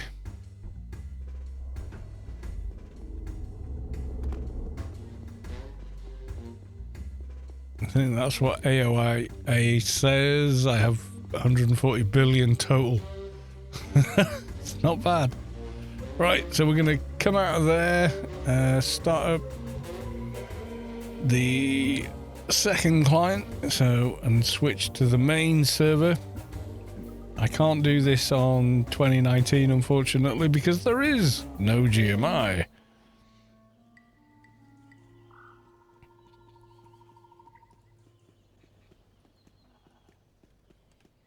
Nope, that ain't it. That's... I mean, it's long, but it ain't that long. Yeah, that's the one.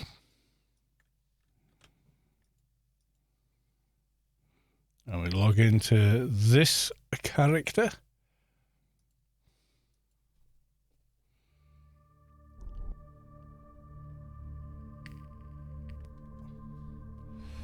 I have no idea how many credits I have. It's quite a few. Which is really bad thing to say. I have so many credits, I don't even know how many credits. Yeah, that's not good. Right, okay, folks, here we go.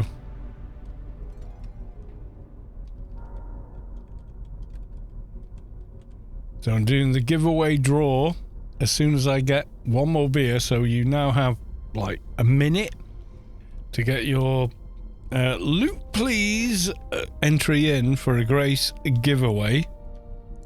Otherwise, you're gonna have to wait till next week.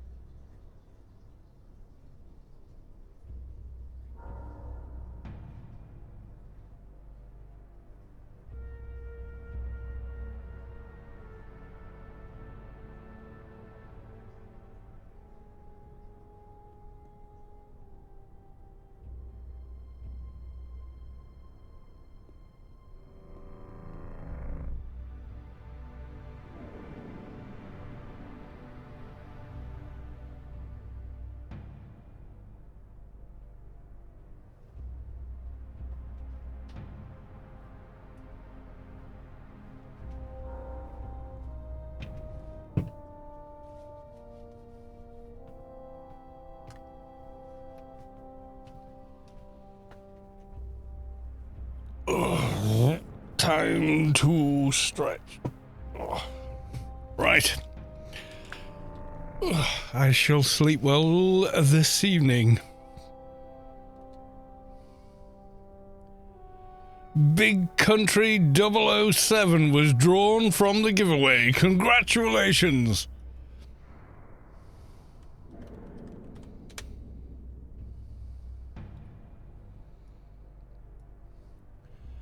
Are you in the stream? Have you buggered off? Have you fallen asleep? Are you still here? Let's have a quick look. Big Country is still listed in the stream. Whether they're awake, gone for a pee, who knows? Big Country, right? Okay, get your buy order in and tell me the name of the character your buy order is on. So, in other words, buy order for 1 credit for a grace. You know how to do that, I assume, and if you don't, we will tell you. So put your buy order in for a grace, like so. I will click sell. Oh, it's gone down a bit, 136 billion, and I'll go order details and find you somewhere down here for 1 credit. So let me know when that buy order is live, and I will transfer it to you immediately.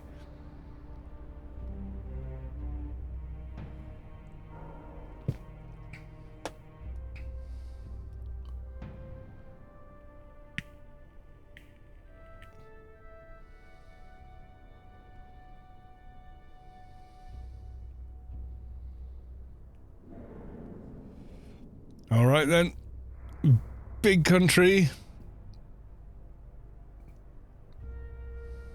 where dreams of you on a mountainside stay alive. Sorry.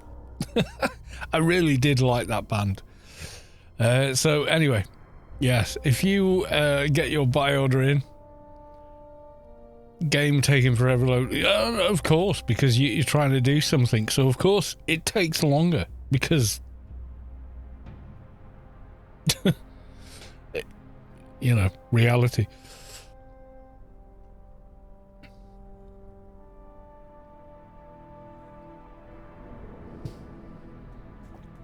I'm assuming Scott has finished his raid, so I can't raid Scott. Who the hell are we going to go to? Rubica live feed. I support that that's a thing, but it's not a stream, so yeah, I'm not going to raid it. Going live. You've got a second win there, Scott. Okay, go live. I'll raid you.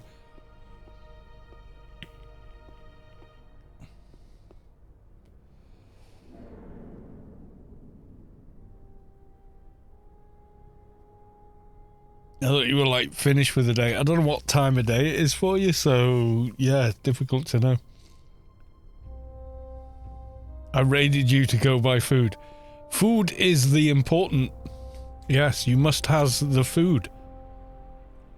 4 p.m. Oh, it's like early afternoon. It's like 11 o'clock. Well, you can see the timestamp in game. It's like nearly midnight here. Hence my consumption of alcohol. I do not drink in the day. And, you know, unless it's like a wedding or some shit, you know. Or a funeral or, you know, a thing. If it's a thing, yeah, maybe. But not so much.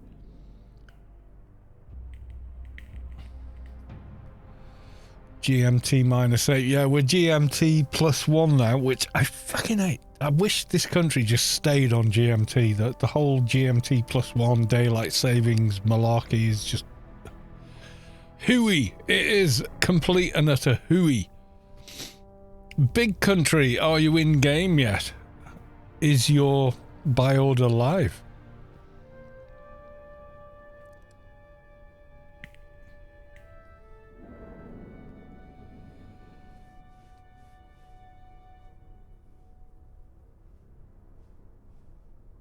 Yeah, I've never agreed with daylight savings because it doesn't. I mean,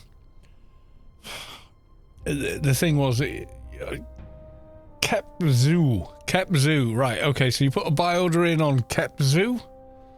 Let's take a look. We click order details, and that lets us scroll.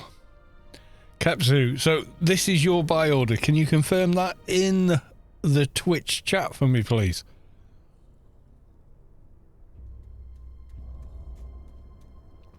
Yes, that's your buy order. Right, here we go. Sell for 1 credit. Boom. There you go. You're 130 billion richer. Do you know how to juggle credits on GMI? Do you know how to do it, or do you want me to explain it? Okay. You do know, or you do want me to explain it? Which one? I know how to do it, and I know where to do it.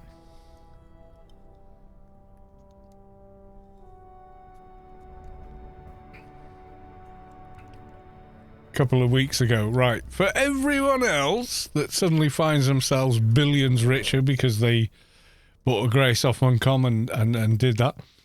So, if you do not have a Sunrise apartment, go to the Unicorn Defense Hub, like so. As soon as you exit, run a little east, turn to the south and go through the door. Stand at the corner of this table. You can open GMI. You might have to tap one step over. You open it, and then open the email. There you go. And what you do is withdraw 1 billion at a time, or 999,999,000, you know, all the nines. Then that will appear in your email. You create a buy order for a Grace or a backpack or something that can't actually be sold on GMI, and remove each creds and deposit them back until you reach 3 billion. Then create a buy order, then withdraw 3 more, so you're back to 3 billion in the account, and then modify the buy order and carry on. Whatever you do, do not ever leave credits in the email system, because if they expire, they are gone. There is no getting them back. Funcom won't help. GMs won't help. There is no ARC, so they can't help. If you leave them in the email system and they expire, they're gone. So don't do that. Right. Okay, so Scott, you've gone live again. Now you has the foods. Leveling Keeper with 2 viewers. Okay, well, we only just started the stream. So. There, we'll get this started properly. But that's what he sounds like. That's what he sounds like. Right, hang on, let me mute you while I do this. Right, Raidage coming back at you. I need to get rid of that / We're going to raid Scott, everyone. He is back. He is... We can rebuild him. He is the bionic man. Yes. There we go. So everyone jump aboard. Go say hi to Scott. We know he loves him. So, yes, there we go. Thank you, everyone, for coming along. Love you all. Miss you all. See you tomorrow. And I shall be back. Oh, my God. I just got raided by successfully lost. Lost! Thank you, sweetheart. I love you. I'm just about to raid someone else. So, unfortunately, I will have to rob you of my dulcet tones because the countdown's already started on me raiding another streamer. But that's okay. They're a cool guy. And you'll have to spend the time with them. Lost raid. Oh, my God. Oh, Lost. You're awesome. Thank you so much. I appreciate you. We'll go to the close-up screen. I mean, I'm not as nice to look at as you, but thank you. Anyway, so back to here. I want to say hello. At least you have, and the countdown bar is moved, so you're all going to get thrown onto Scott, which is wonderful because Scott's a nice guy too. He's got 2 bionic shoulders now. He'll tell you all about it, I'm sure. So anyway,